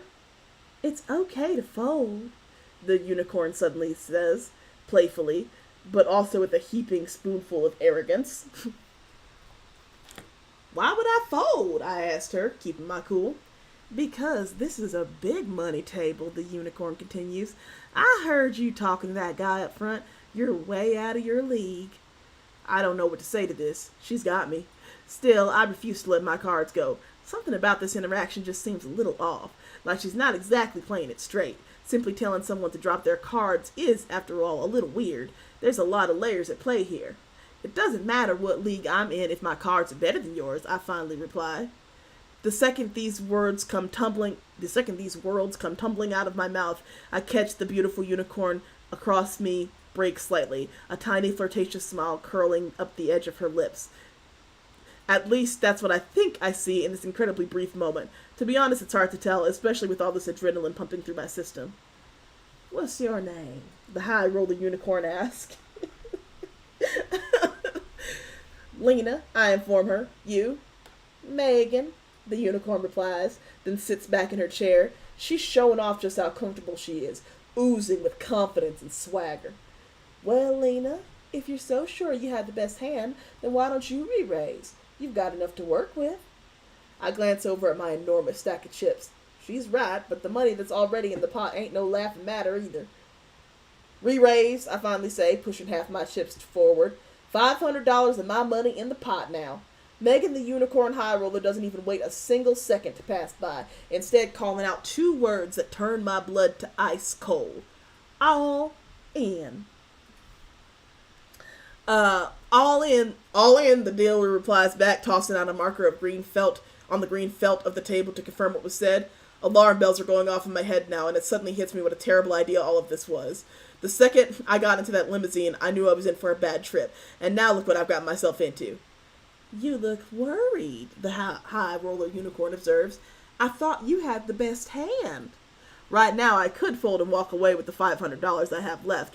The other option, of course, is to push onward and take my chances at winning the whole thing and doubling my money, but that requires a lot of confidence that I've been sorely lacking. No, I don't really play Pokemon. I have friends who do, though. I glance at my cards again and consider my options. I try my best to push all of the distractions out of my head and focus on what matters. I'm holding pocket queens, which is not terrible, but up against the unicorn's all-in play, it's not looking so hot. The thing is, if you need to play against the player as well as the cards, there's definitely something up... The thing is, you need to play against the player as well as the cards, and there's definitely something up with Megan. The way she's talking to me makes it seem like she wants me to keep pushing up against her, but that's too damn obvious. Another layer of our interaction is telling me she desperately wants me to fold, otherwise she wouldn't be talking so much. I call, I finally said. The second I say this, I can see Megan's unicorn face flood with an expression of disappointment. Fuck, she says, flipping her cards over. All I had was pocket tens. Pocket queens, I said, flipping my cards over. Probably a good time to mention that I have no idea how to play poker. Play poker. I played it once, and I won, but I do not know what I did. There's still plenty of hand left to be dealt. But since me and Megan are both all in, there's nothing for us to do but watch as our fate unfolds before us. The cards fall one by one, and none of them offer a shred of help to my unicorn opponent. When the dust settles, I've doubled my money, and Megan has lost it all. Well, that's enough for the night, the unicorn says, still smiling and gracious as she stands up from the table. I feel like I should say something to her, but I'm not exactly sure what it is. You got to know when to hold 'em, know when to fold 'em, know when to walk away, know when to run. You never count your money. When you're sitting at the table, there be time enough for counting when the dealing's done. Kenny Rogers. Have I ever played the Tingleverse board game? No, but I'm very intrigued. Alright. I feel like I should say something, but I'm not exactly sure what that is. As the horned creature strolls past me, I finally find myself standing up to chase after her. I'm sorry, I whisper. The unicorn laughs. You're not supposed to say that after you won fair and square. I know, but I offer. It suddenly hits me I have nothing else to add other than the fact that I find this unicorn incredibly sexy. We're both frozen in silence now, eyeing each other up in a way that is incredibly tense. Suddenly our faces are drawn closer and closer together. My breath catches in my throat, and the next thing I know, me and the beautiful unicorn are kissing passionately. We finally pull away, and there's fire in our eyes, and the desperation to take things further. I just made $1,000 off of you, is all I can think to say. Let me treat you to something with it. Oh yeah, said the unicorn. Like what? How about a high roller suite? Megan chuckles knowingly. Those are going to cost you a little more than $1 or $2 grand. Luckily, you found yourself talking to somebody who's already staying at the top floor. I think they meant suite, like S-U-I-T-E, although they spelled it S-W-E-E-T.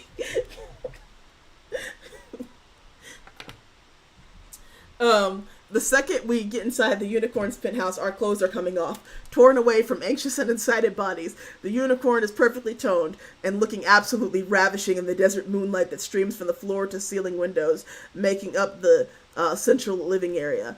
The place is astonishing, a marvel of modern architecture, but right now my thoughts are elsewhere. The board game canonically confirms that all the Chuck Tingleverse books happen in the same universe. Oh, that's great. So we've got talking macaroni and cheese lawyers and sexy unicorns. All right. Anyway, right now I'm taking Jimble's advice and letting the party happen. Next thing I know, our hands are roaming their way across each other's nude forms. I stared up at her perky breast. Do you think a unicorn has like 2 breasts or like 6? Like most mammals, like have breasts like all the way down their torso to feed like multiple young. Horses do typically only give birth to one foal at a time, though, right? So do they have? How many boobs do horses have? Answer in the comments if you know. Anyway, so she does she have hands? Well, that's a good question too. Like, does she have like hooves? I mean, how anatomically correct is this unicorn? I just need to understand what I need to be picturing here. Hang on. Let's just take a moment for some research. How many nipples do horses have?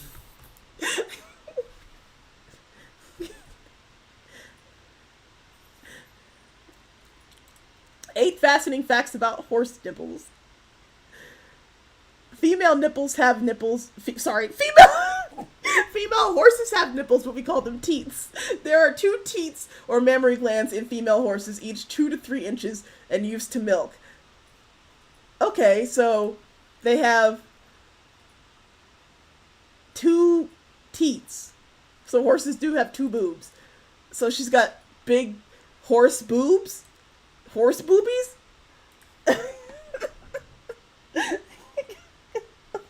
Okay, anyway. Maybe it's like brony logic. Yeah, well, like she's got like those like marshmallow hooves that like can pick up stuff like the My Little Ponies. Anyway, this is brony's gone wild. All right. Next thing we know, our hands are roaming their way across each other's nude form. So I guess she does have hands. It says hands. I start with her perky breast, then gradually drop lower and lower down, tracing my fingers around this beautiful unicorn's waistline. I tease her like this for a while, savoring the erotic power, until finally the tension breaks as I slip my fingers across her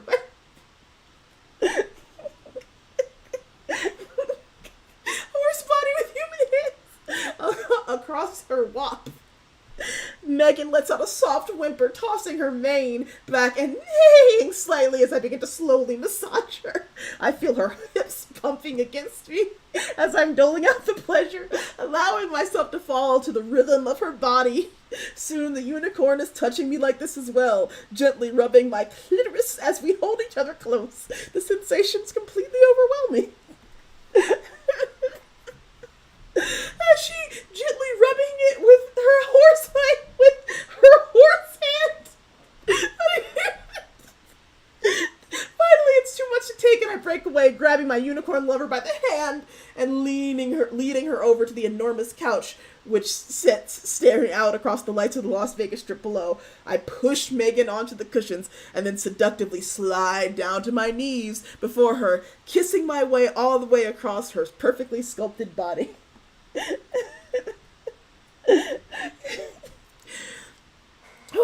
When I finally get into this position, I immediately get to work, slowly dragging my tongue against the unicorn ussy. As I work, the beautiful high roller opens her lets more and more. I think her legs more and more, gently allowing me to access her most sensitive areas. I take my time with her.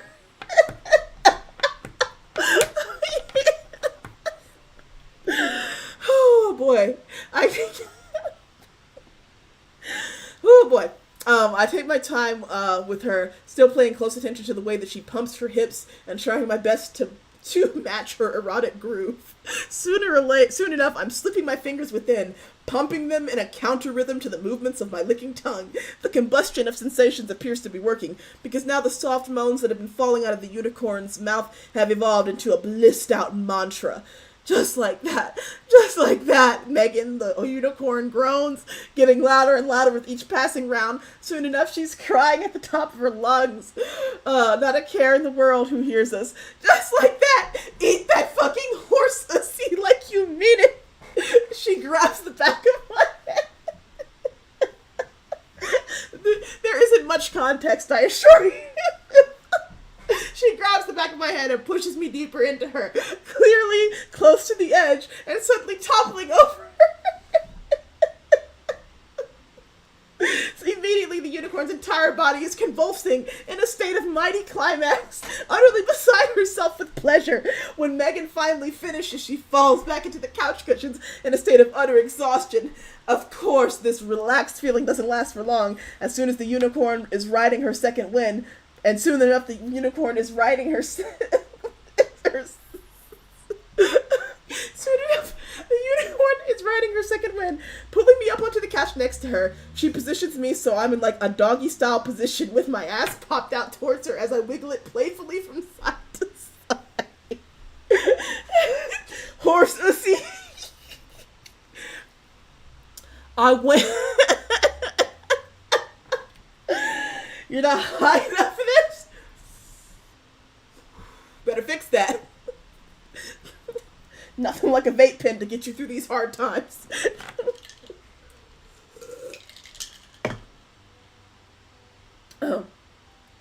I went all in on you at the poker table, the gorgeous unicorn offers. Now I'm gonna go all in on your ass.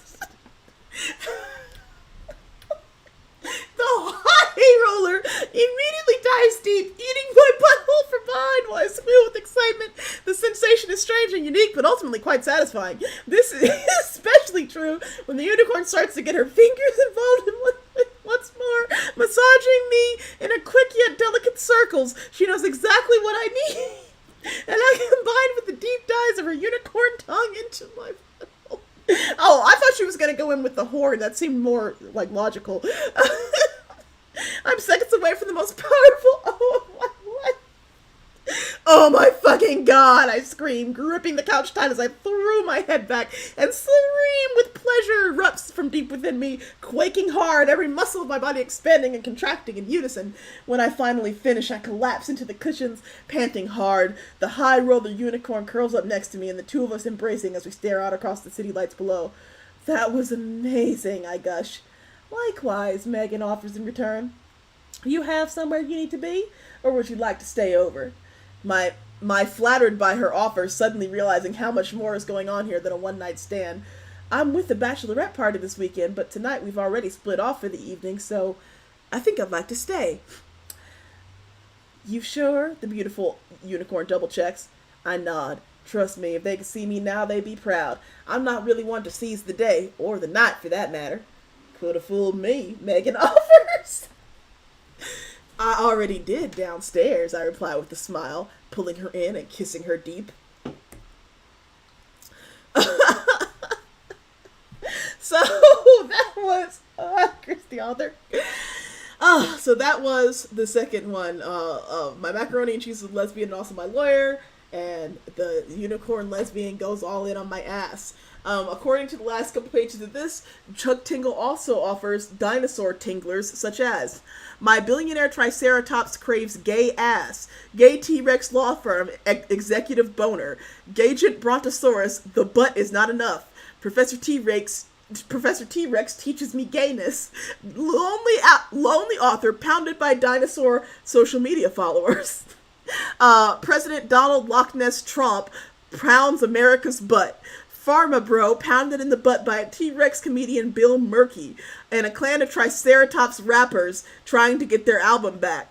Dinosaur magicians Penn and Tucker make their wieners disappear in my butt. Schrodinger's butt. Space Raptor butt invasion. Space Raptor butt redemption. Space Raptor butt ascension. Space Raptor butt trilogy. Stranger pounds. Chief Woolly Mammoth eats my butt. Donald Trump pounded in the butt by the handsome Russian T-Rex who also peed on his butt, then blackmailed him with a video of his butt getting peed on. Slammed in the butt by a prehistoric megalodon shark amid the accusations of jumping the shark. Butt land. Ryan Gosling in the city of butts. Open wider for the handsome Sabretooth dentist who is also a ghost. English ass is haunted by a hung parliament. T-Rex anal workout, game of butts, the pounds of winter, the call is coming from inside your butt, the hard way, anally seduced by the handsome pterodactyl high roller. Is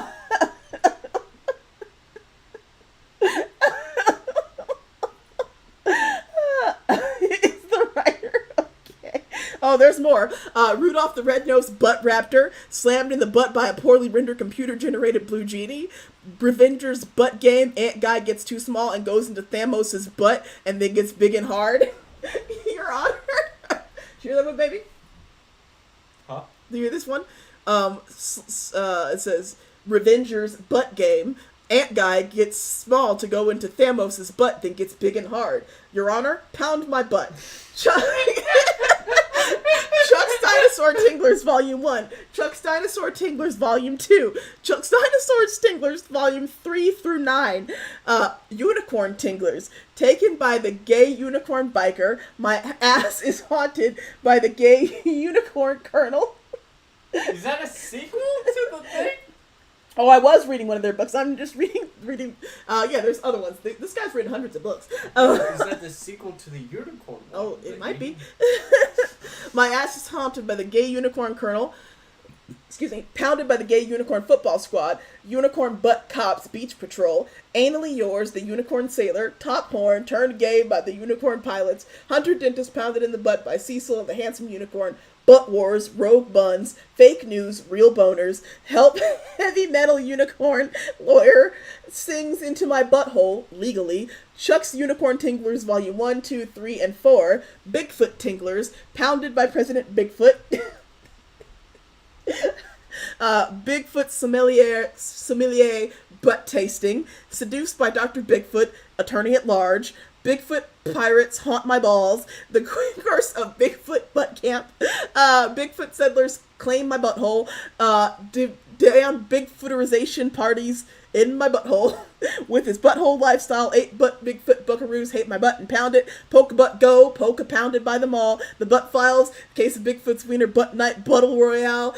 Do not vote for Virginia congressional hopeful Denver Wiggleman because he's full of hate, not because Bigfoot makes him hard.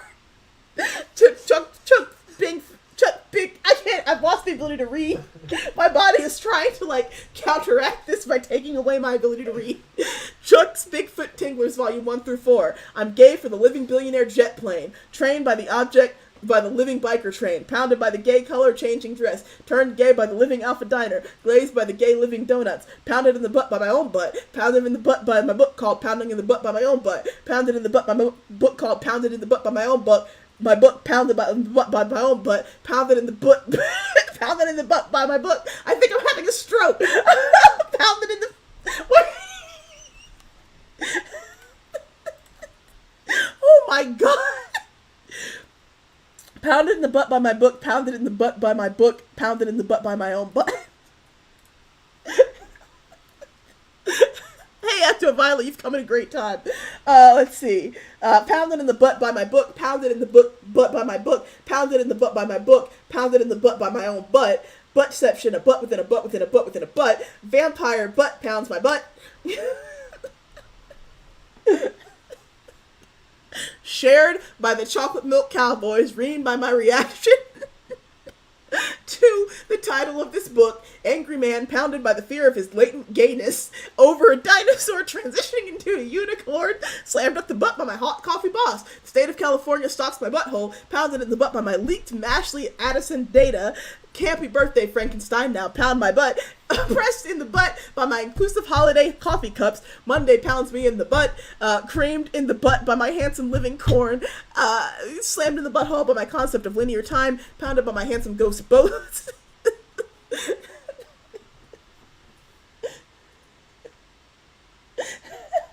a warning at the bottom of the trip because I mentioned you.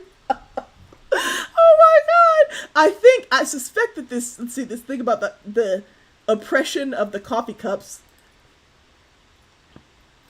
Oh yeah, he wrote this in response to that thing where they were all like mad about the red coffee cups. Pounded in the butt by my inclusive holiday coffee cups. Creamed in the butt by my living corn, slammed in the butt by the concept of linear time, pounded by my handsome ghost boats, pounded in the pound, turned gay by the socioeconomic implications of Britain leaving the European Union. Slammed by a substantial amount of press generated by my book, Pounded by the Pound, turning gay by the socioeconomic implications of Britain leaving the European Union.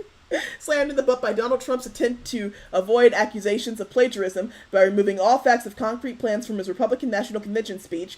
First buckaroo bill pounded by the handsome living White House, pounded in the butt by my Hugo Award loss. Kissed on the wiener by my own wiener. Slammed in the butt by my smartphone's missing headphone jack. Brangelina splits apart, then pounds their own butt. Pounded in the butt by my constantly changing thoughts on the ongoing mystery of Chuck Tingle's real identity. Slammed in the butt by my handsome sentient manifestation of Election Day. Hard for Hardwick, pounded in the butt by the physical manifestation of my own handsome late night comedy show, pounded in the butt by sentient physical manifestation of the year 2016.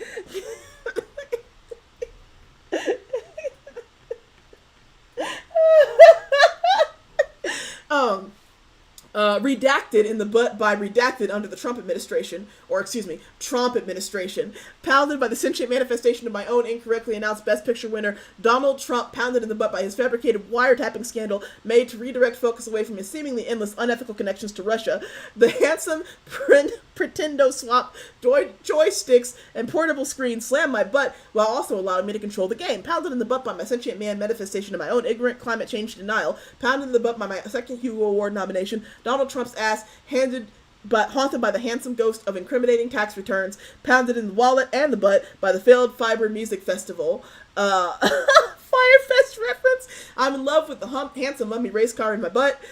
Living corn, James Corney fired in the butt.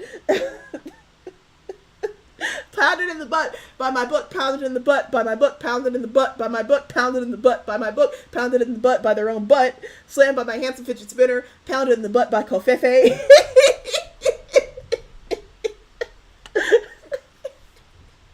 Then there's a Bitcoin in my butt, and he's handsome. Donald Trump Jr. slammed in the butt by his secret Russian meetings and grossly incompetent cover-ups shortly thereafter.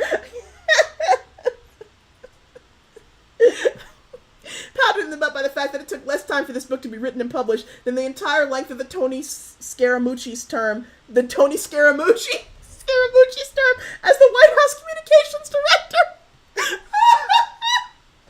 Chuck Tingle is a madman. My butt is comforted by the realization that I am okay and everything will be alright. Billionaire Elon's mug takes the handsome planet Mars in his butt. The handsome physical manifestation of autumn turns me gay. Pounded by the handsome zombie elevator who is also a lawyer. Oh, God. Sentient Fort Paul's Manafort is charged in the butt while Trump's foreign policy advisor Georgie Pat-Up Adams admits he lied about hiding inside, pounded in the butt by the handsome physical manifestation of holiday shopping. Sentient phantom tow truck pounds my butt, slammed in the butt by my handsome laundry detergent pod, taken hotly by my handsome physically manifested hot take, pounded in the butt by my sentient physical manifestation of Valentine's Day. My handsome mountain bike is a doctor and he pounds my butt, random in the butt by the handsome sentient manifestation of the traffic who is a bad boy, pounded in the butt by my podcast Night Mail Presents, pounded in the podcast by my podcast with Chuck Tingle, news commentators Sean Hannity, Sam Hannity, pounded in the butt by the fact that he didn't disclose that he has the same lawyer as the president, seduced by the handsome physically manifested sound that some people hear as Yanny and others hear as Laurel. Tuesday pounds me in the butt, Wednesday pounds me in the butt, Thursday pounds me in the butt, Friday pounds me in the butt, Saturday pounds me in the butt, Sunday pounds me in the butt. But no Monday? A pound a day keeps the butt okay, 7 hardcore tales of physically manifested days of the week. The banana in my butt is a handsome lifeguard. Veep throat, Mike Bence, pounded in the butt by the word lodestar, word plane butt party, pounded in the butt by Blue Wave, pounded in the butt by the unexpected early arrival of Christmas decorations. Pounded in the butt by the physical manifestation of awkward political dinner discussion over the Thanksgiving holiday. The federal government shuts down my butt. Slammed in the butt by my sentient plant-based vegetarian cheeseburger. Pounded in the butt by the handsome sentient manifestation of my Twitch stream. There's a polar vortex in my butt, and he's handsome. Anal probes, a collection of recursive butt-pounding tales. Canada pounds my butt and converse my pancakes with real maple syrup. It's an erotic way, but it's also delicious. Pounded in the butt by my crushing existential weight of sentient self-awareness. Quietly pounded by the butt of ASMR. Brexit pounds my butt and thankfully decides not to exit it. Pounded in the butt by fanfiction hosting website Archive of Our Own's Hugo Award nomination. The entire continent of Australia pounds my butt. Pounded in the butt by the physical manifestation of Chuck Tingle's science fiction and comic book convention appearance. Pounded in the butt by the sun after declining to use sunscreen, the telltale butt. Pounded in the butt by Area 51 while attempted to storm it. Donald Trump's anal impeachment. My ass is haunted by the handsome ghost of my unsaved date after a computer crash. Pounded in the butt by this hangover. Oh my god. I never drink again except for maybe on Rick's birthday and then on that trip this weekend. But other than that, I'm probably never drinking again. Pounded in the butt by the sentient manifestation of my slippery slope argument. Sentient deep dish pizza pounds me in the butt in 15 minutes or it's free. It's free. Yes, that's one of the things that I do on online. This isn't even fan fiction, though. This is self-published fiction. Pounded in the butt by my bizarre assumption that Chuck Tingle books are just covers and not actual books. Happy birthday, Dracula. Now pound my butt. Mercury is in retrograde and she eats my ass. Chuck's Living Object Tinglers, Volume 1 through 30. No sex tinglers. Not pounded in the butt, but by anything that is, and that's okay. Not pounded by my book, not pounded in the butt by anything, and that's okay, and that's okay. Not pounded by the last second, because consent can be given and revoked at any moment, because this is a wonderful thing, and it's important to understand, amen. Not pounded by the physical manifestation of my need to please everyone, because sometimes it's okay to give back to yourself. Nice Guy Dinosaur doesn't pound me in the butt, because I'm not interested, and he's actually not a nice guy. He's just annoying and creepy, and doesn't respect my boundaries when I tell him we're not on a date. Dressed up handsome and not pounded because cosplay is not consent. Not pounded by self-doubt because I can do anything I set my mind to. Not pounded by my soul-crushing job because I quit. Hi, Megalodons. My name is Crimbo Toombs, and I'm seeking $1 million in exchange for 20% of my butt. Not pounded by romance wranglers of America because their new leadership is from the depths of endless cosmic void. Not pounded by anything while I practice responsible social distancing. Hundreds. Not pounded by the conspiracy that I just shared online because it's not real. Not pounded by the physical manifestation of someone else's doubt in my place on the autism spectrum, because denying someone's personal journey and identity like that is incredibly rude, so no thanks. Not pounded by anything. 6 platonic tales of non-sexual encounters. lesbian tinglers. Sentient lesbian jet ski gets me off. My T-Rex barber's lesbian and she eats me right a butt. In the mist stirred to the core of my bodice, Duchess Triceratops of Helena, my librarian, is beautiful lesbian ice cream cone and she tastes amazing. Moby butt, eaten right by the mysterious S symbol that everyone used to draw. Lightly flavored zero coke carbonated water gets me off. The sentient manifestation of Halloween eats me out. Dang, that's a pretty sweet car that just ate my butt. High roller lesbian unicorn goes all in on my butt. We just read that one. A sentient lesbian dreidel eats Gimmel off my butt for Monica. Oh my god. Eating right, the saber-toothed cat, and the premiere of a bizarre and frightening film adaptation of Saber-Toothed Cats the musical. There are... What's going on? Don't ask... He even gives asexual representation. Exactly. It's so great. Asexual representation, confirming the value of consent. There's lesbian representation. Our special tonight is salt-crusted shepherd's pie, deconstruction, served over low-roasted turnips with green olive aioli and a side of ya butt. And a house plant that I never water gets me off. Lesbian pterodactyl rodeo. New York City is a lesbian and she eats me right. The physical manifestation of washing my hands gets me off. Punk rock Parasophilus eats my ass. Sentient bread I just baked is lesbian. She eats my ass. Lesbian megalodon shark lifeguard. Summer butt hut. The legend of sleepy butthole that is sentient ice cream. Sandwich looking like snack because she literally is a snack. Eating out by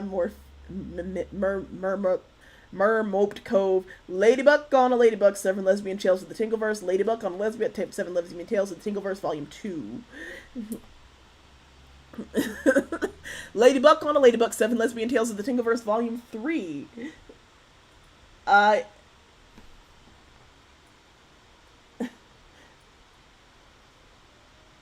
am live on Twitch and on here. I'm not live on my other account.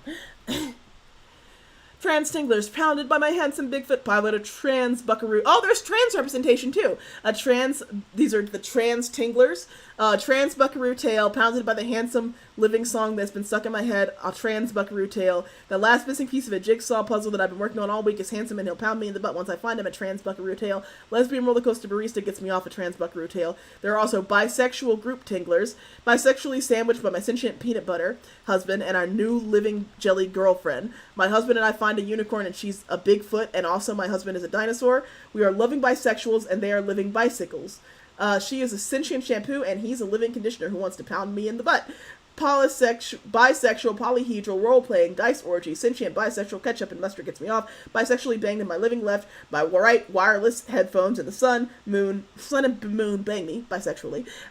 These boots are made for pounding, and that's just what they'll do. One of these days, these boots are gonna pound me in the butt. Bisexual vampire unicorns teach me the importance of the vampire cough. Bisexual mothman, mailman, makes special delivery in our butts. Bisexually banged by the absurd volume of Chuck Tingle's literary bisexually banged by the absurd volume of Chuck Tingle's literary catalog.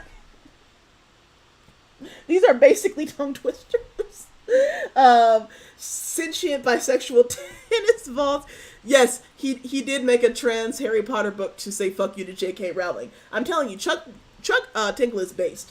I too suspect he may secretly be a woman, but I don't care.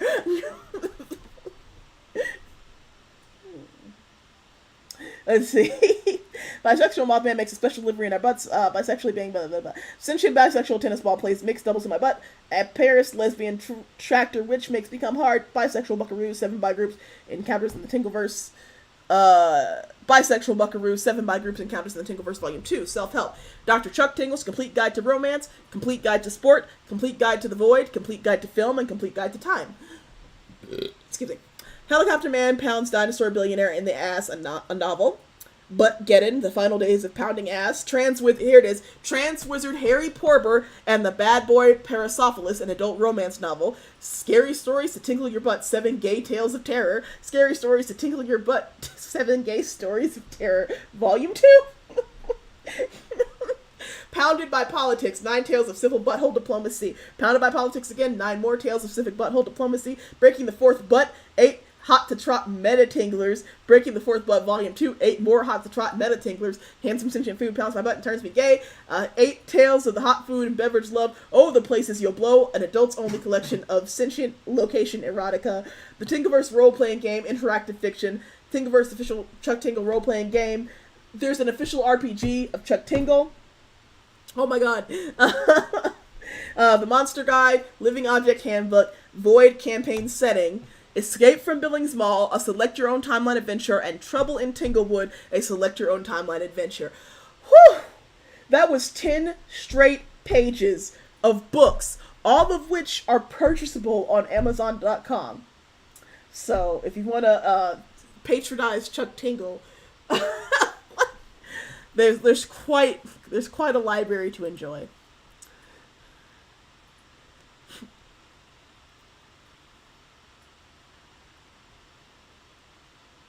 Oh, he also wrote like a dystopian novel where where like a straight disease takes over.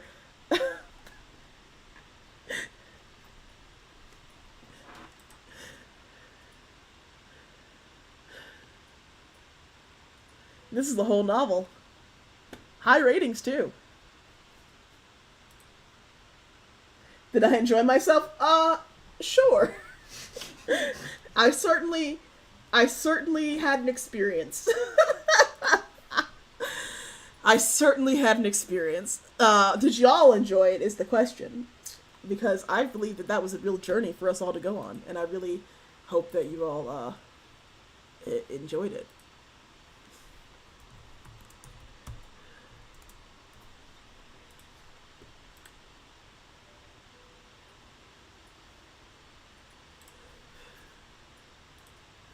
I'm glad you had fun. All right, I'm gonna go back to playing some Sims. I'm on Twitch if you want to follow me over there. Especially the emphasis on pounding. I love the emphasis on pounding and on butts. All right. All right, follow me on Twitch. Love y'all. Bye.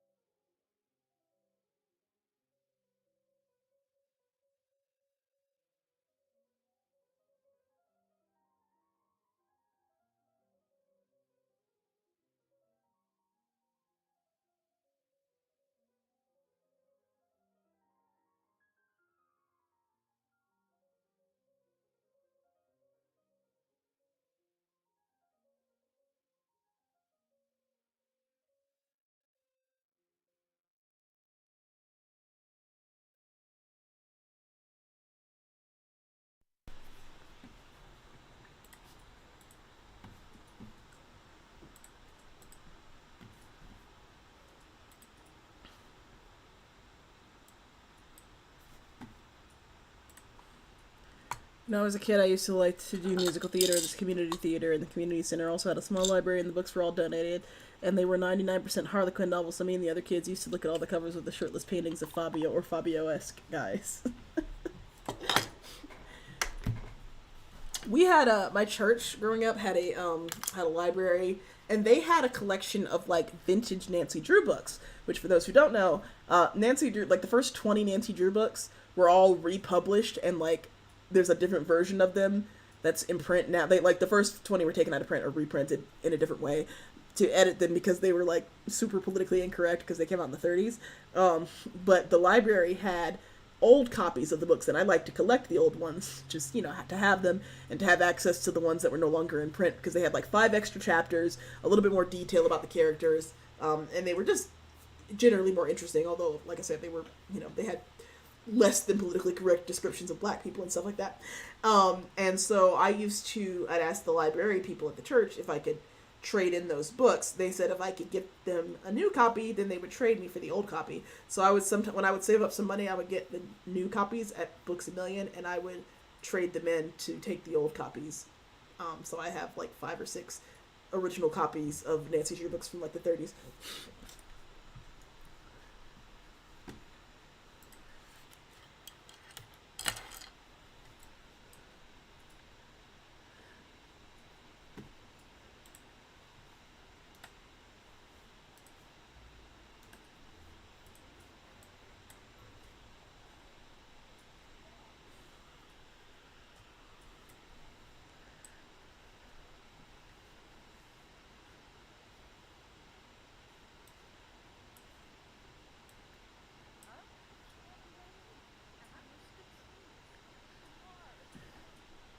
Why are you bald and pantsless?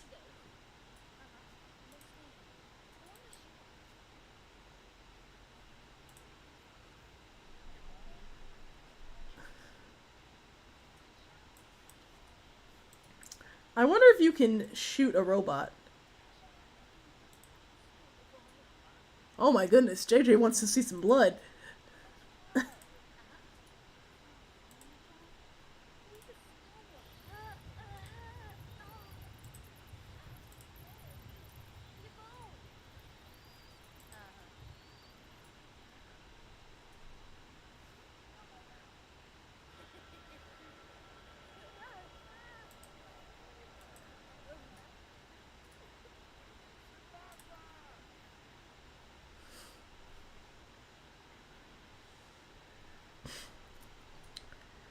Time to save.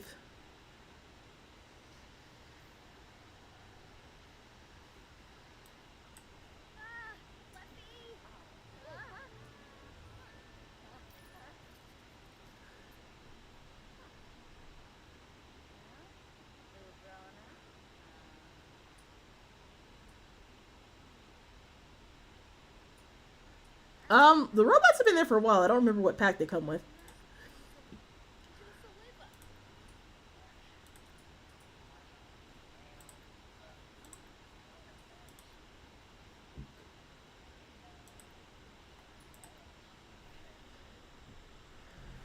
Oh, I remember Are You There, God? It's Me, Margaret.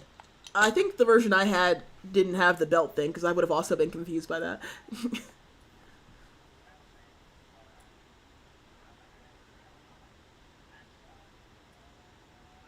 I remember, I must increase my bust.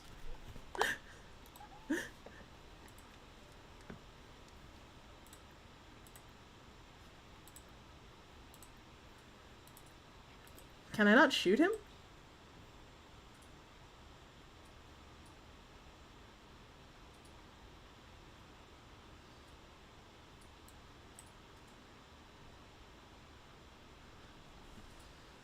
Yes, it is a robot.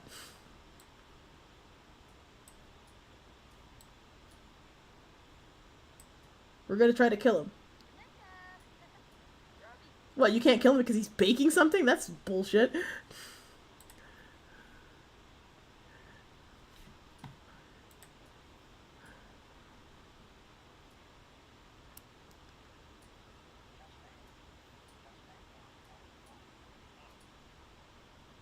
Yeah, I'm like vaguely aware of the sanitary belt thing, but it was definitely not a thing when I had my period. Like I'm aware that it existed, but I think my mom probably had to use it, but that was definitely before my time.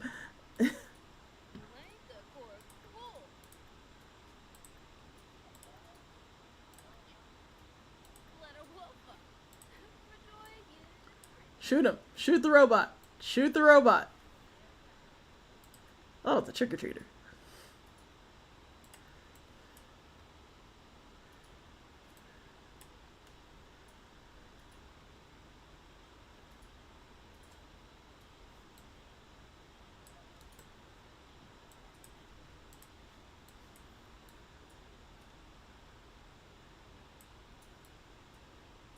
Shoot him!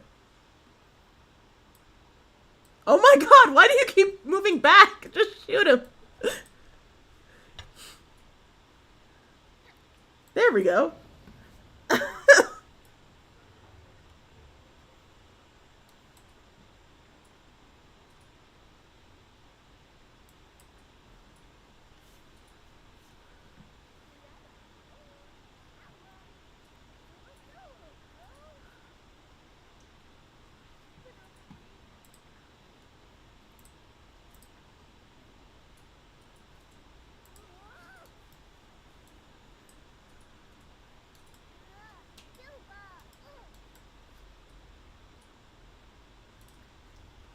Why does this kid's legs just suddenly...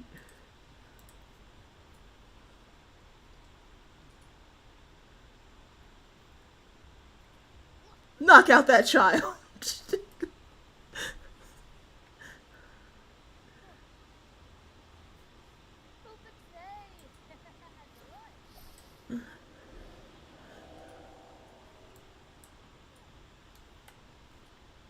Oh, that's a pretty dope looking, headstone.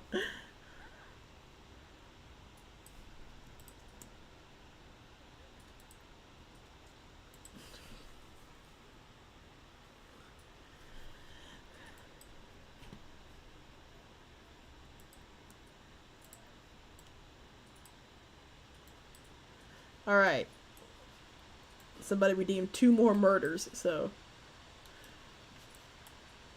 Wow, what a creepy costume.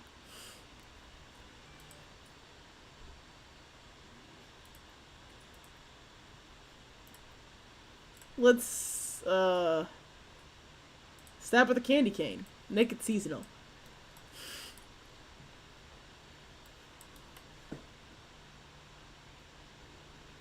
Bloodstained titties!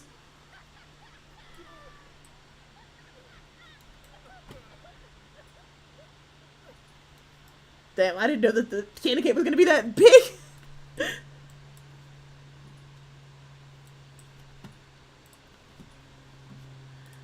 Alright, you little fairy.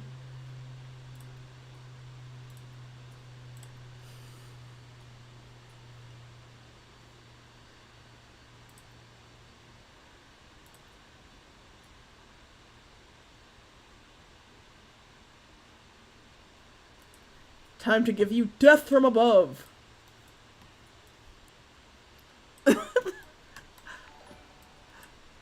Thank you for the sub on the YouTube. Oh no, you don't. Get back here.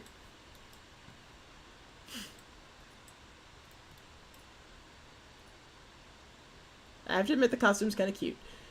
But I'm afraid that the chat decided you had to die, so it's out of my hands.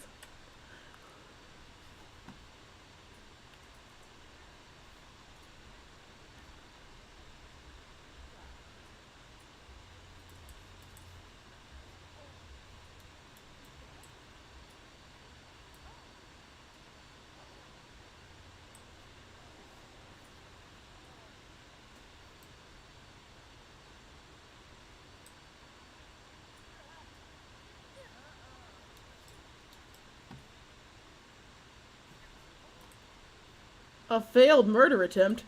Get back here.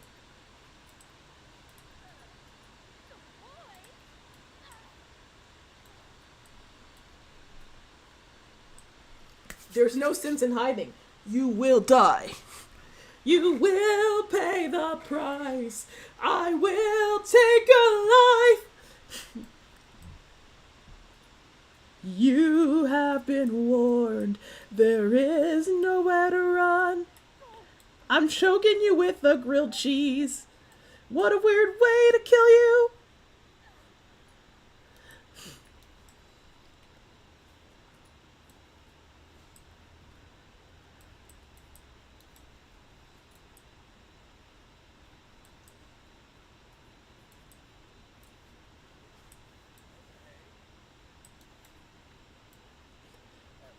What, are you gonna arrest me? You don't have the balls. Darth Vader's in my house.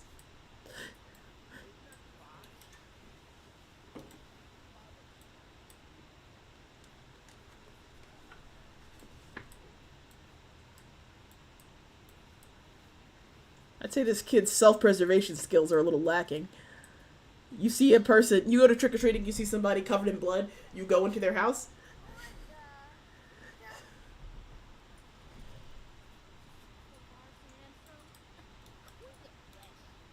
Also, if she knocked you out earlier.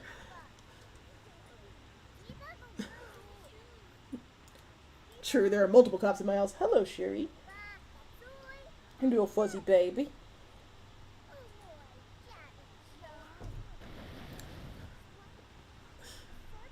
And there he goes, firing his gun in a room with a child in it for no real reason.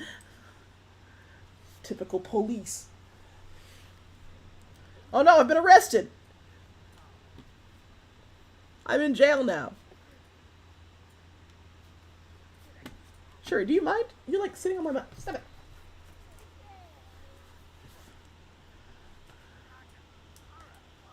Sure, stop! Stop it! Yes, I do.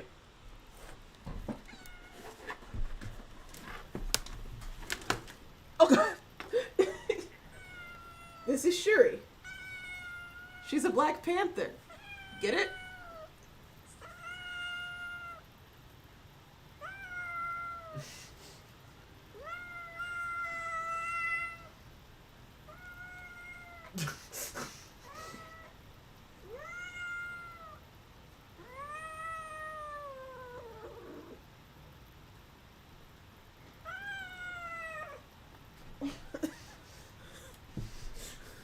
Yes, she is very vocal.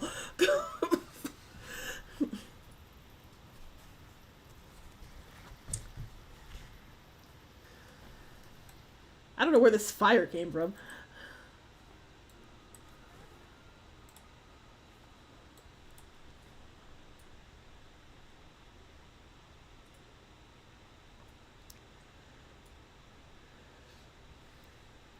Ah, my nose.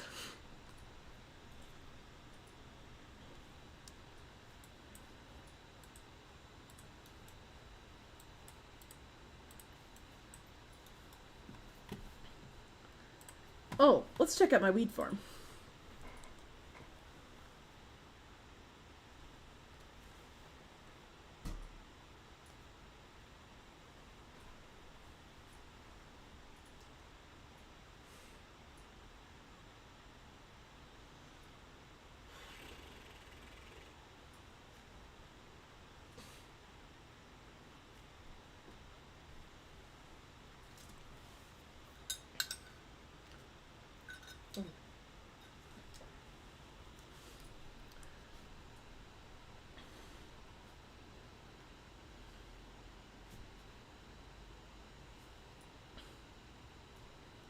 Oh, you haven't checked out the restaurant yet either. Let's see.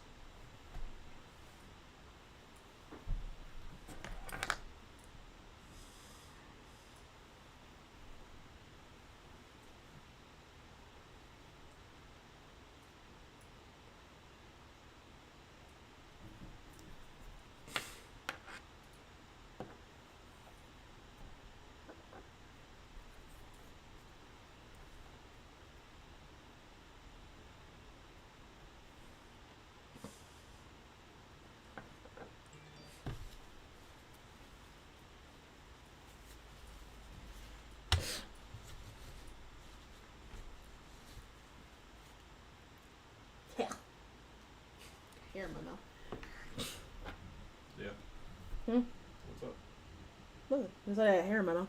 Oh.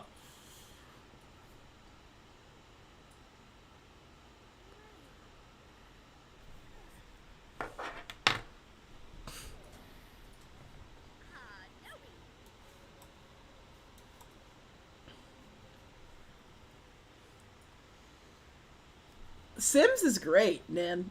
There's so many different ways you can play it. It lends itself to all kinds of play styles, even completely demented ones like mine.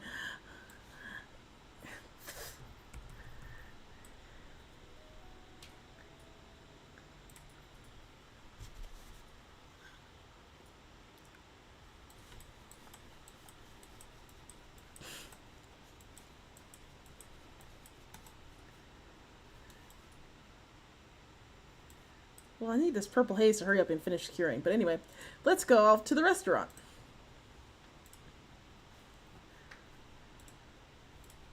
A nice family outing.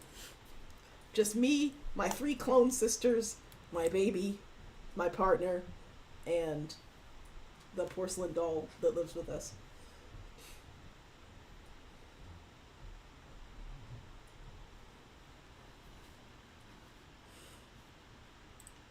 What happened?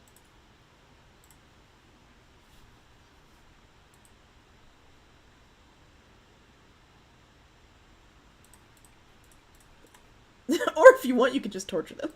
So true. There's so much possibility. Okay. I guess just travel with one person then? Why does it keep resetting? What the hell? What's happening? Okay, can you just travel by yourself then? Oh my god, what the fuck?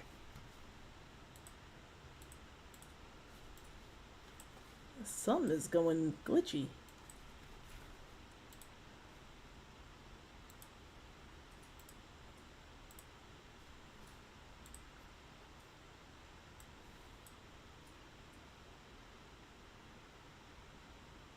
Good evening, the Arachnovolt.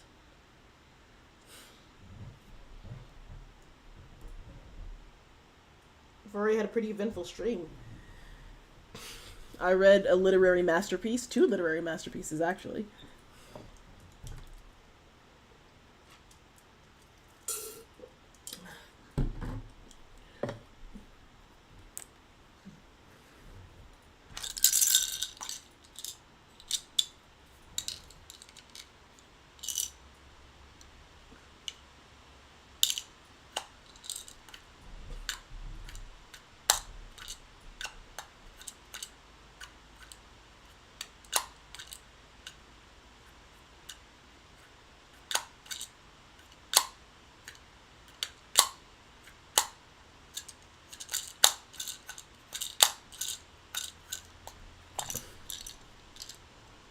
Yom.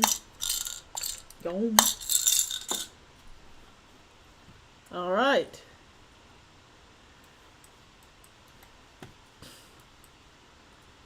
Yes, let's check in.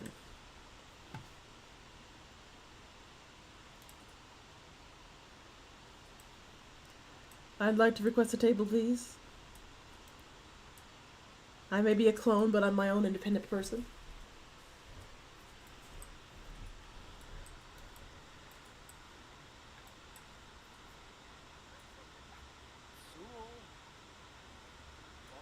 Okay. What a rude.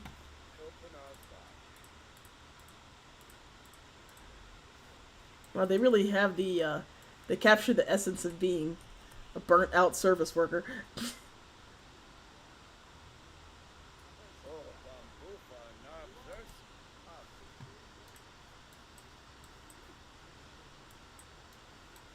Okay, here's my table.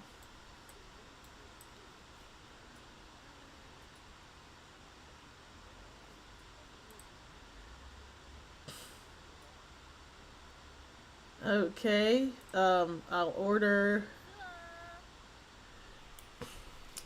Oh, a wine? No, but it could be, couldn't it? Soft shadow Renilio.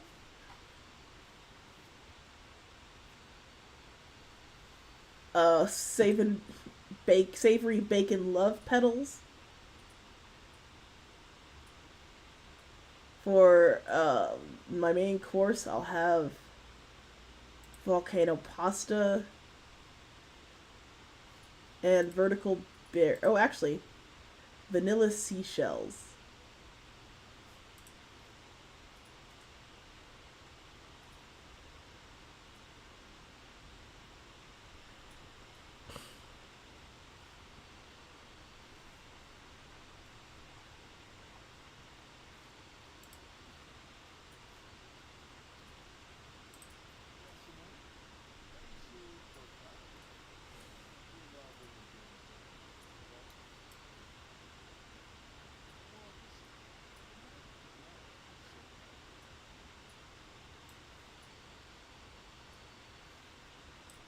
Have you looked online for the G3, Frankie?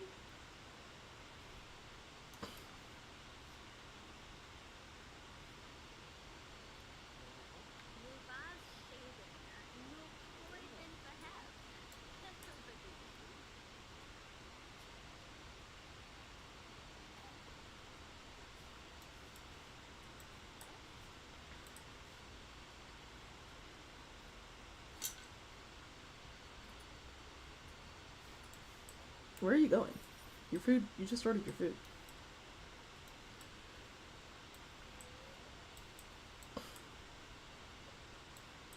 Why are you just walking into the kitchen? What the fuck?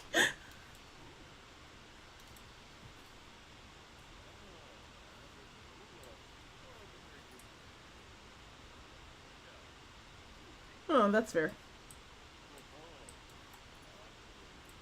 Do you collect dolls?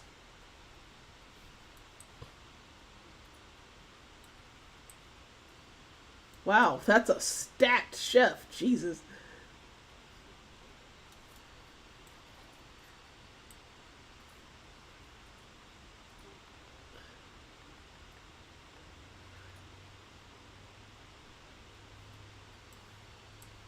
My compliments to the chef, indeed.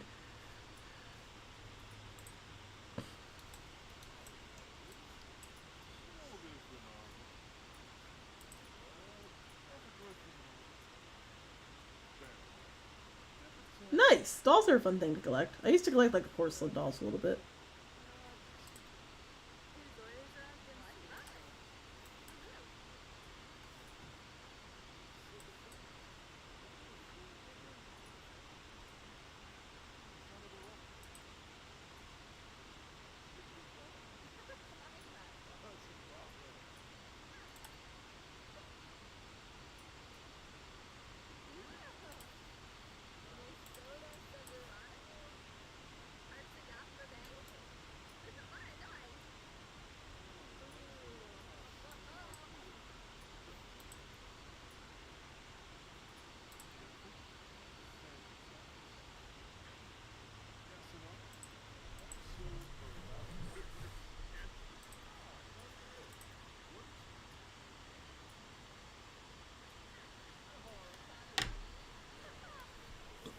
I had a Barbie phase when they started pushing out their like more inclusive Barbies, like different body types and stuff like that.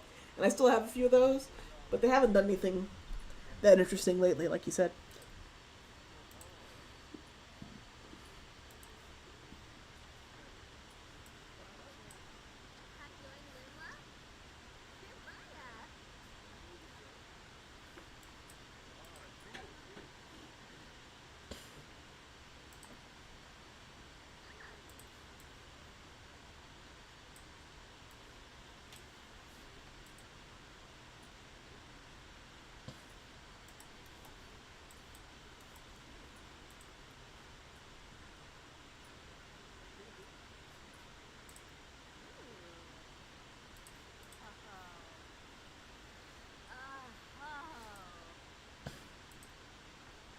I used to have a work it out Barbie, and it came with like a workout tape, and it had this really catchy song. You, me, work it out, Barbie.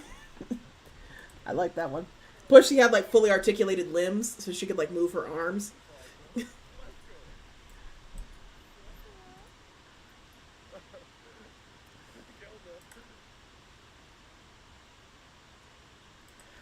the Working Out Barbie song is like.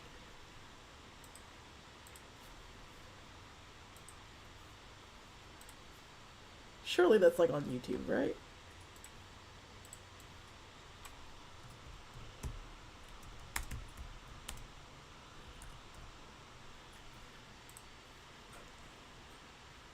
Yes!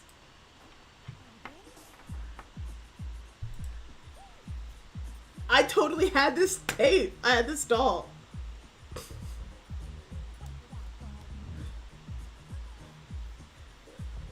I would be pissed about that too. What the hell? Me?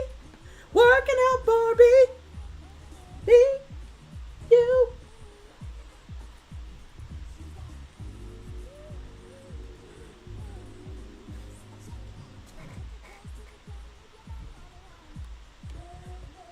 It still fucks.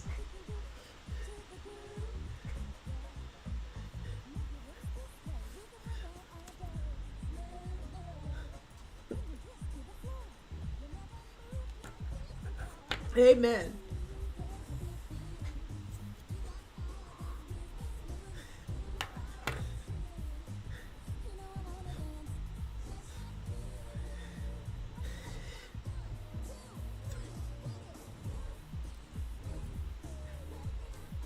Working it, working it.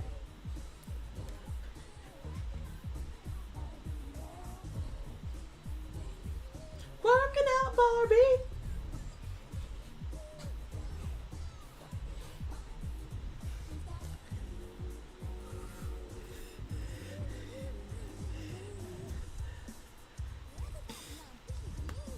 Bend your knees. Jump back up.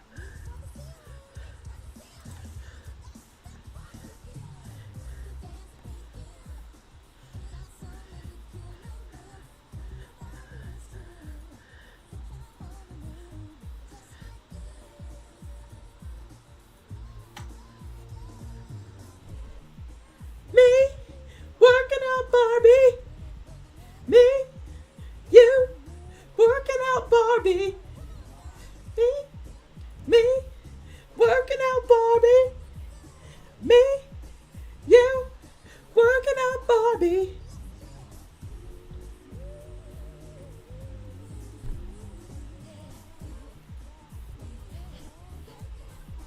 Working it, working it. Working out Barbie.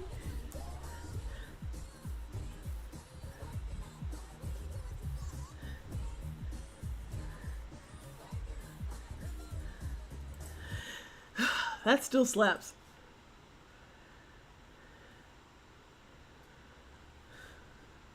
That kind of thing sticks with you.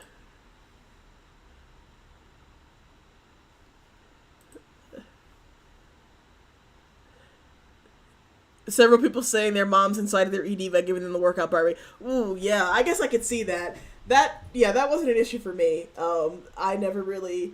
I was always a little fat ass. I was like not gonna I just was not ever like I just I don't know if it's just the way I took everything so literal. I don't know what, but like I enjoyed playing with my little articulated limbs, Barbies, but I never really had that issue. I had other issues, but the Barbie, I do remember that positively. But yeah, in retrospect, there probably should have been less of a weight loss focus on some toys from the 90s.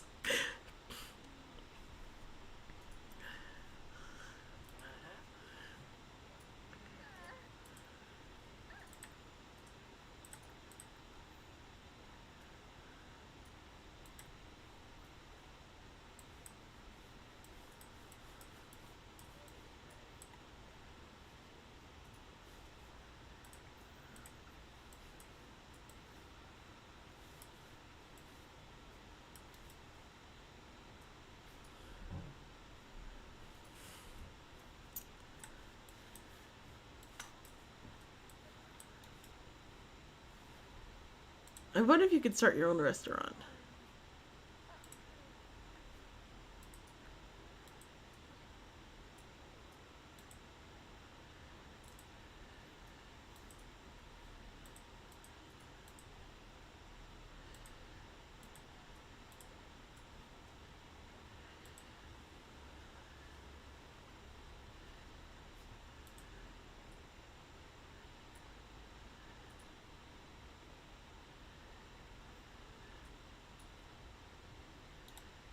Lifesavers Barbie. That sounds vaguely familiar.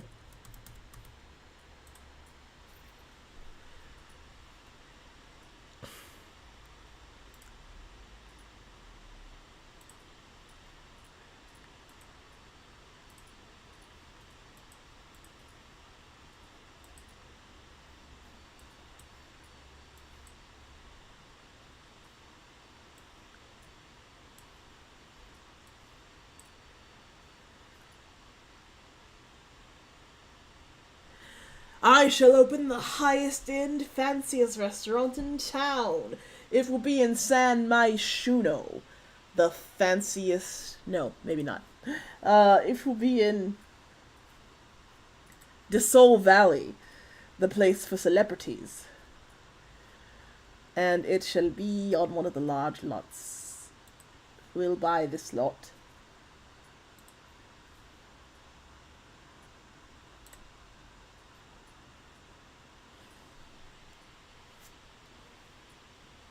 Yeah, I had the workout Barbie. I had the one I really wanted was like I wanted the one that came with like a washing machine, and the one that was like her hair changed colors. I think I had the mermaid Barbie, the one where her tail changed colors. I think I had that one. I used to carefully remove the heads from the head joint of my black Barbies and my white Barbies, and then switch their heads.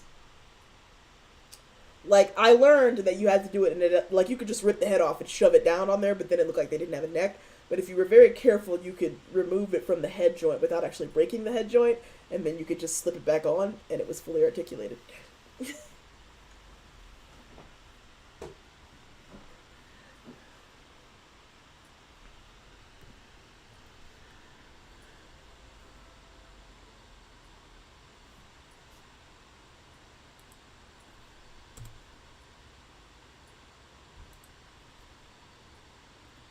Oh, you did that too?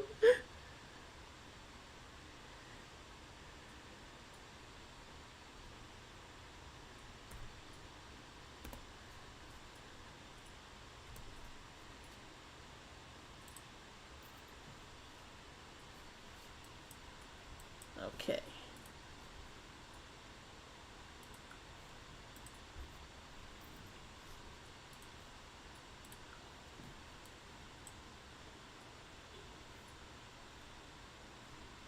Oh, I didn't know that I left without paying my bill. I didn't even know that was part of the process.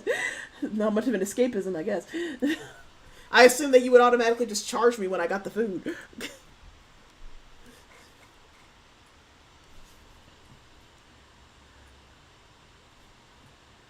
Okay, let's see. Let's do lots. Most popular.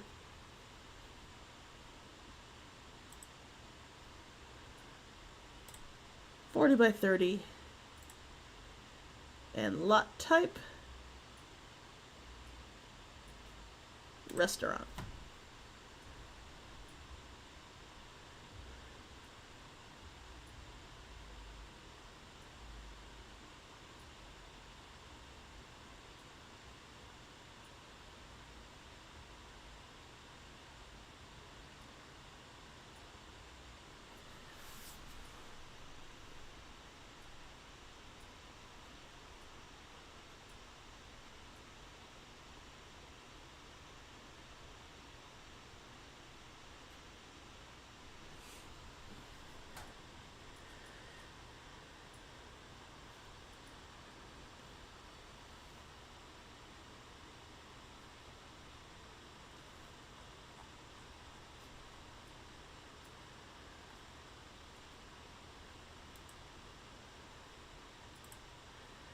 Give me the high-end ones.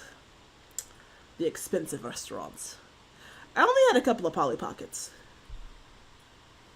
The Grand Hotel Plaza.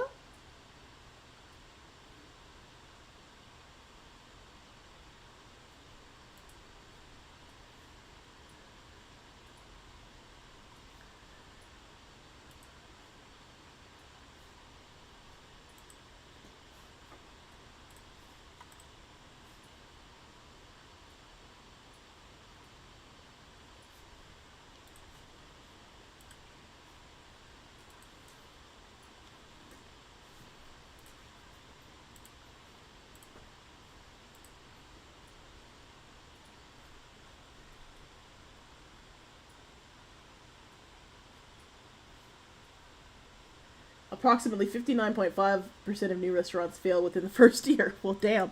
What an encouraging note to start on.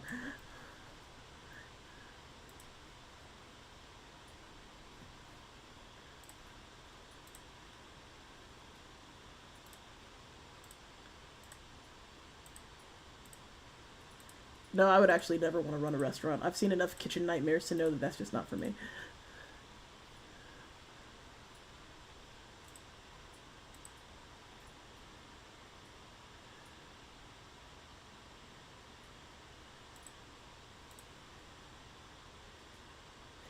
My sister had a My Little Pony kick.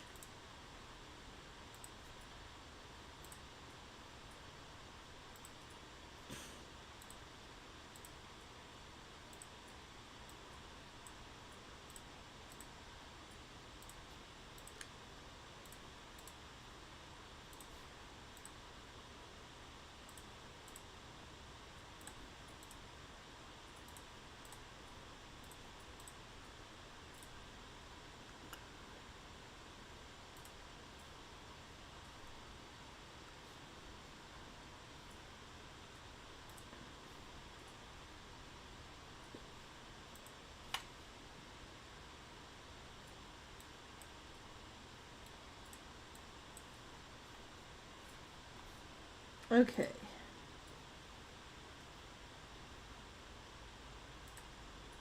We need some employees.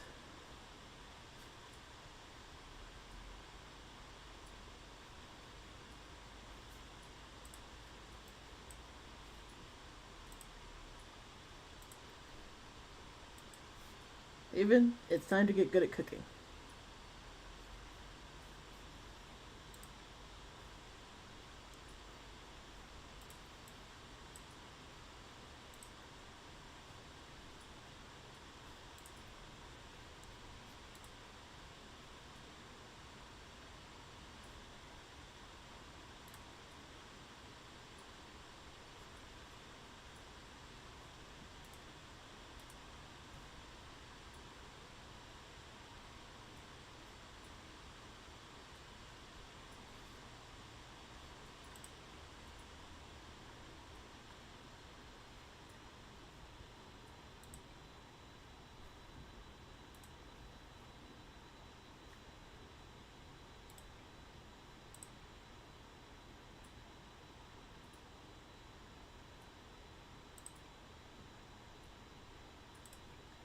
Do cooking, baking, and gourmet cooking.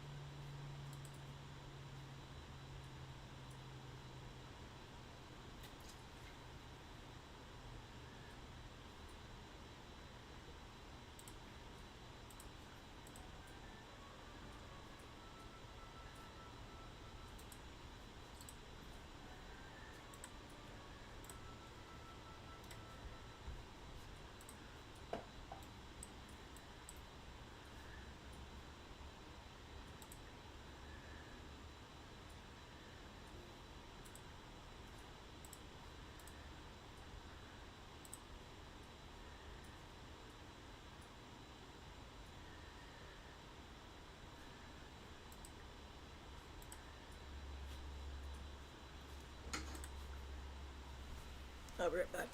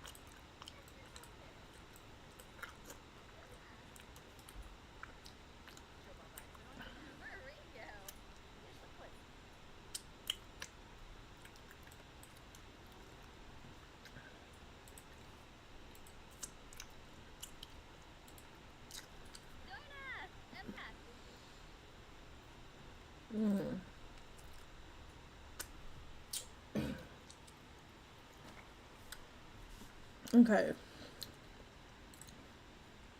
Let's start with a soft shadow, Avornialio.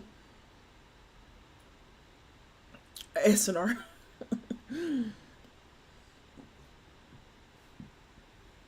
Savory bacon love petals. Damn.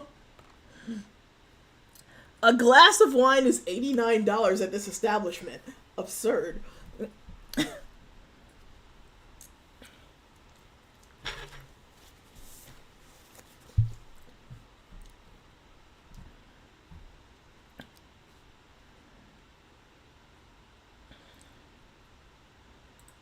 Lobster. And vanilla seashells and chocolate caviar. Give me the finest of your options.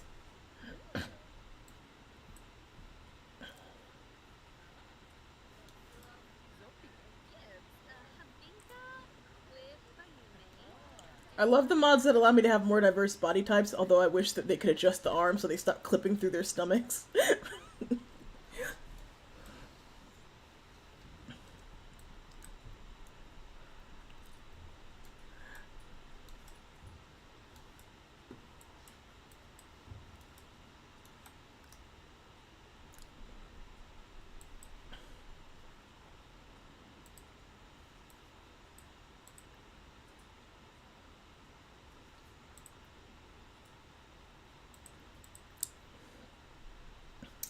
I'd like to welcome you to my fine restaurant and check on your table.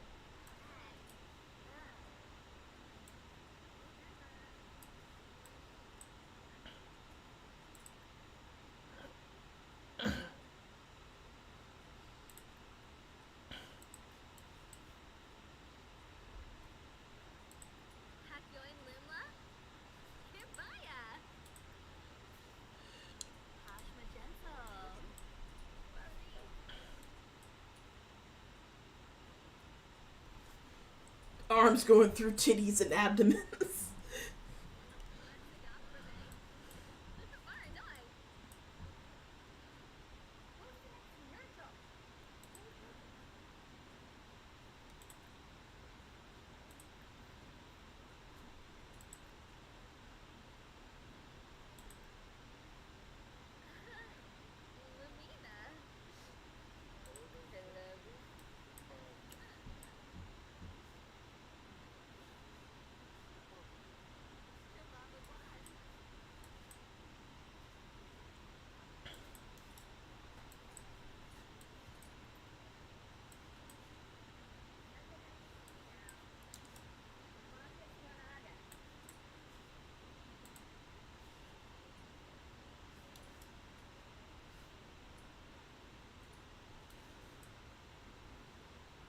Child, you don't look like you could afford to eat here by yourself.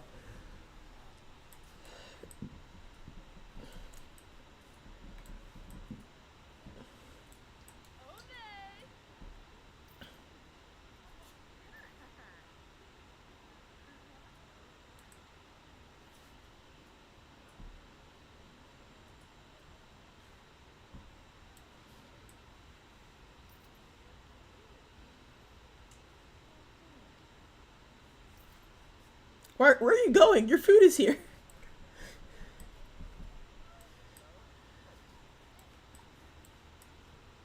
Alright, give me a second to make these chefs better at their jobs.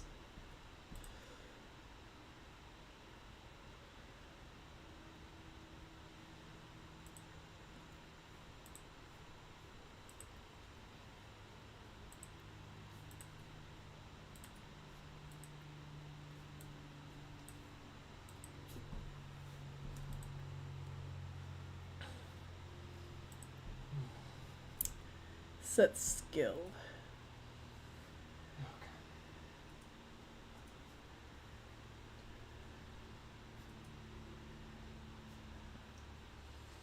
Alright.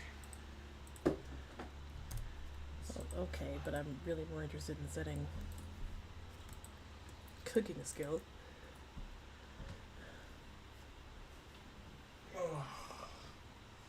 Okay. I finally cut that podcast down to 30 minutes of a episode, pretty much, for us. And now I'm gonna work on the video stuff tomorrow. Okay.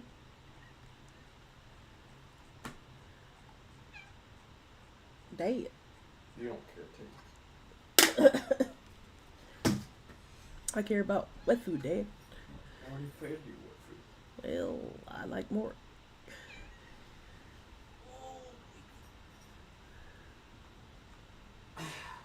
Oh, Sophie, you drawing in there? Look at her. She found a hiding spot. Look. Alright, I'm gonna jump on some PlayStation, play some games with the boys. Okay. Why are you telling me all this? No.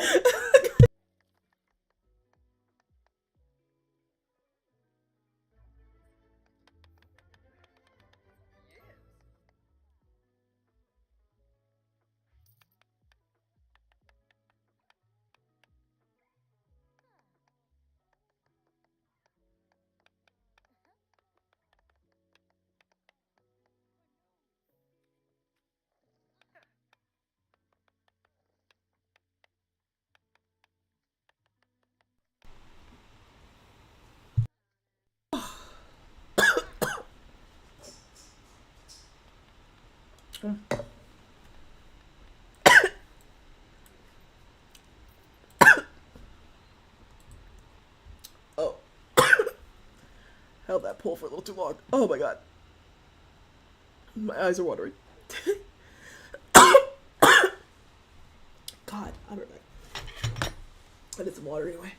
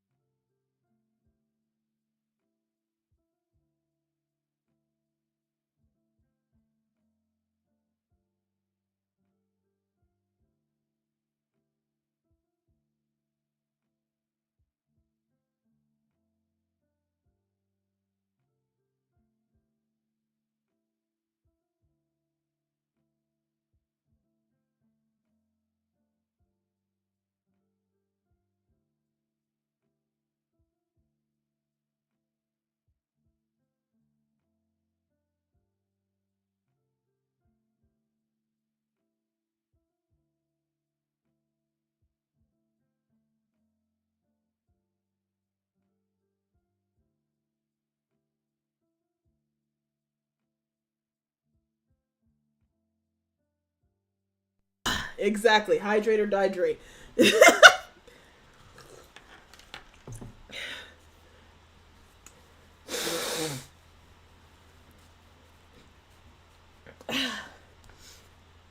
And don't vape, kids. Do as I say, not as I do.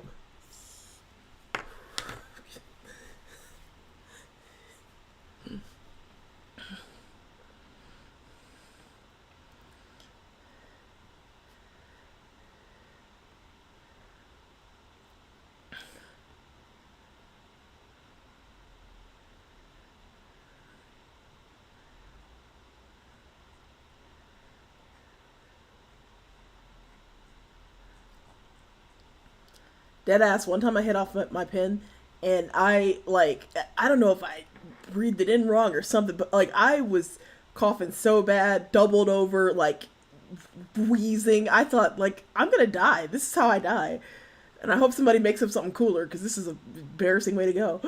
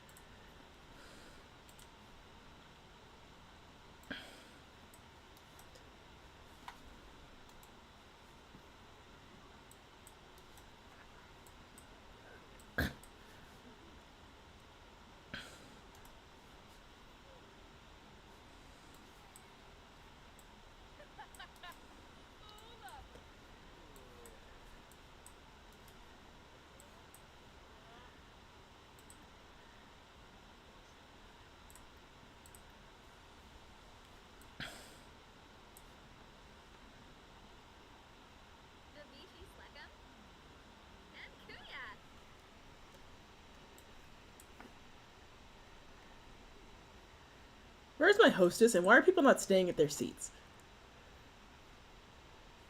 I feel like there should be live piano. Classy joints don't have TVs, they have pianos.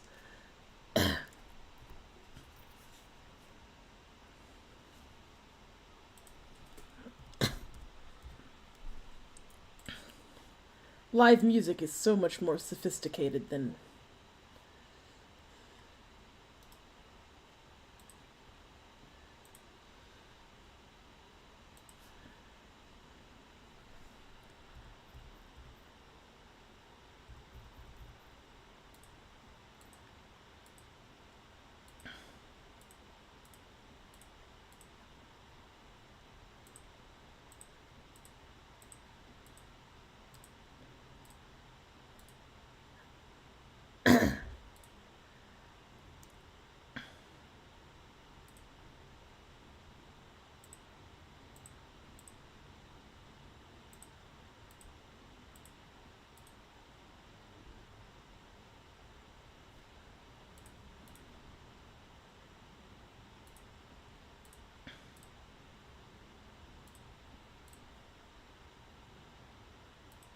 There we go.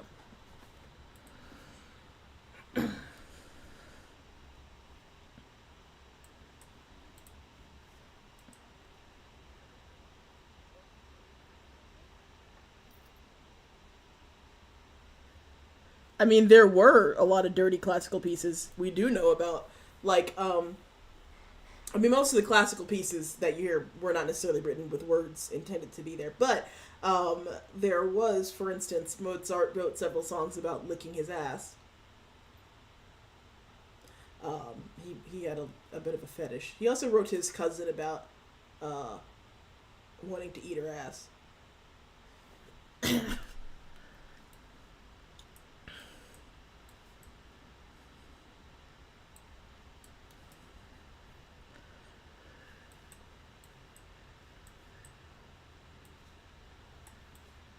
Oh, there was already a piano. Oh well. There'll be another piano. Now from the top, make it drop, that's some wet. Bring a bucket and a mop, that's some wet. Talking wop, wop, wop, that's some wet. Macaroni in a pot, that's some wet.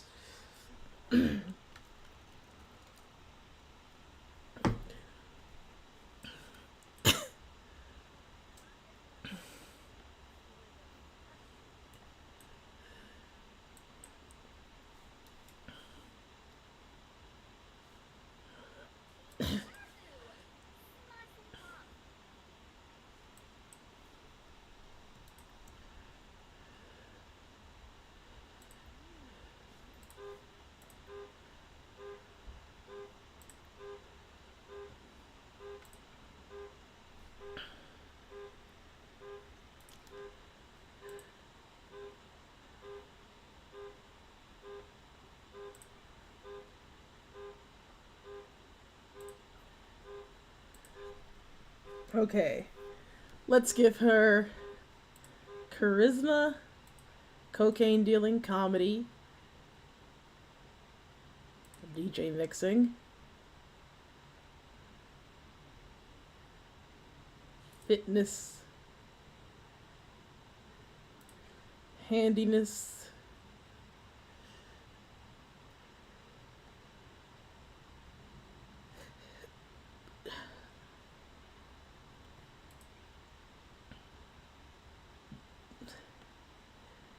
literacy, mixology,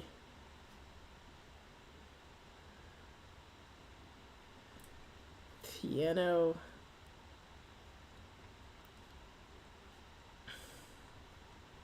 singing, just all around so charming.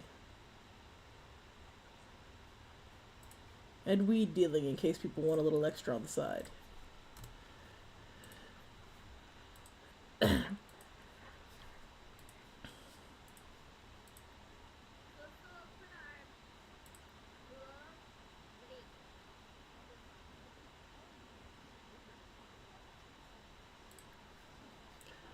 Promote you to level 2.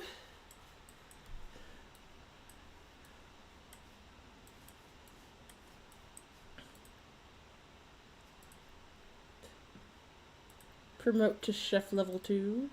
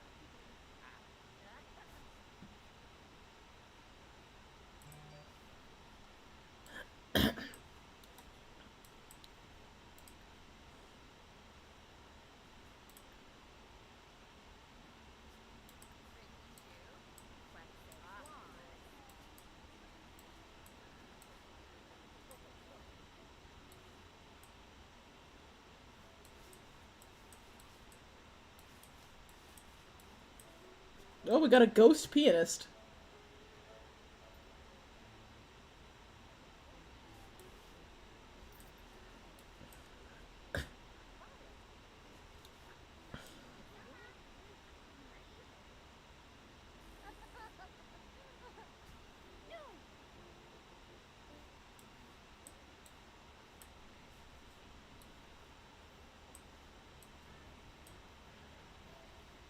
The football team sports day is happening.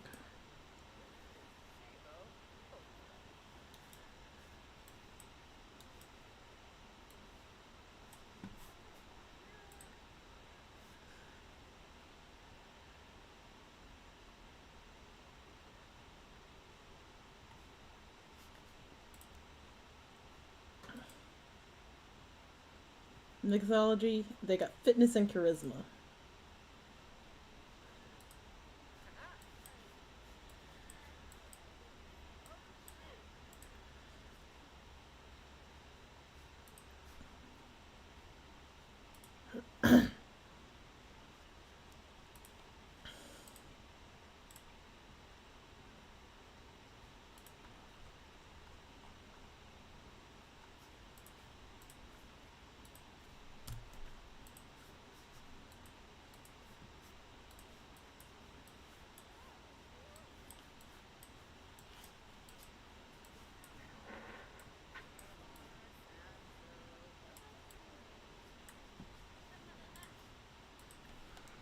My highly trained waitstaff, here to give a comprehensive experience.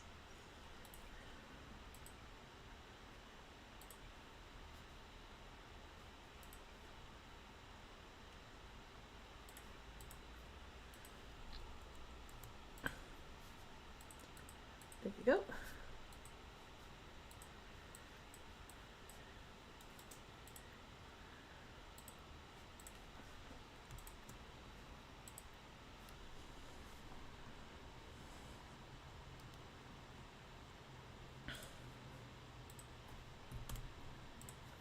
So it's Guild to Mixology.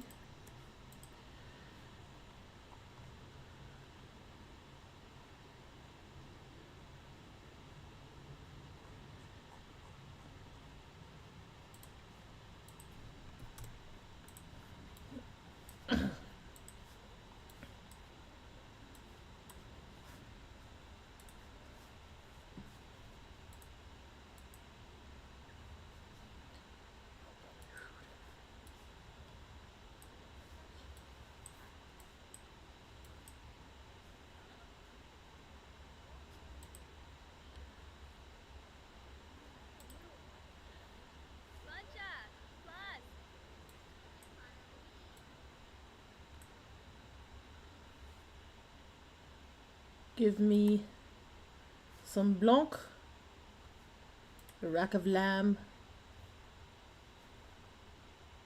and a cow plant essence meringue, please.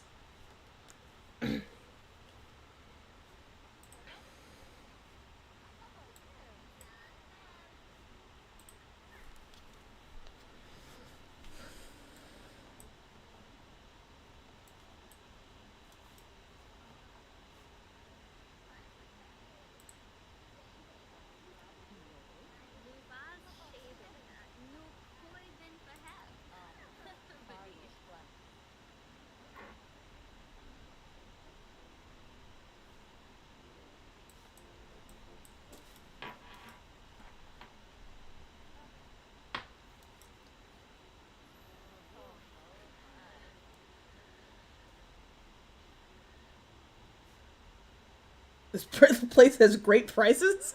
I intentionally set the markup exceptionally high. I would not say it has great prices, but whatever you say, sir.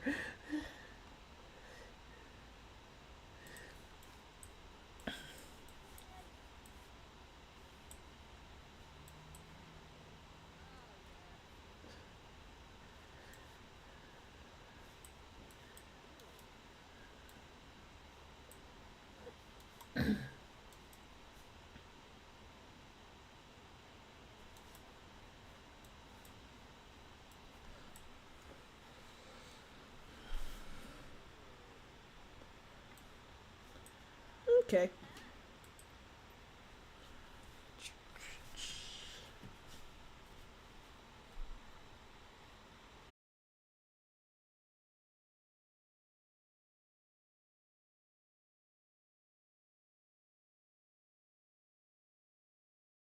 Some shitty.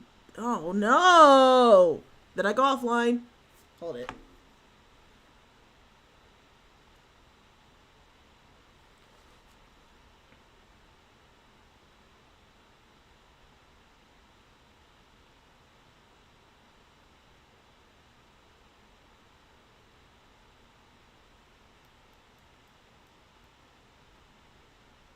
Fuck! Damn it!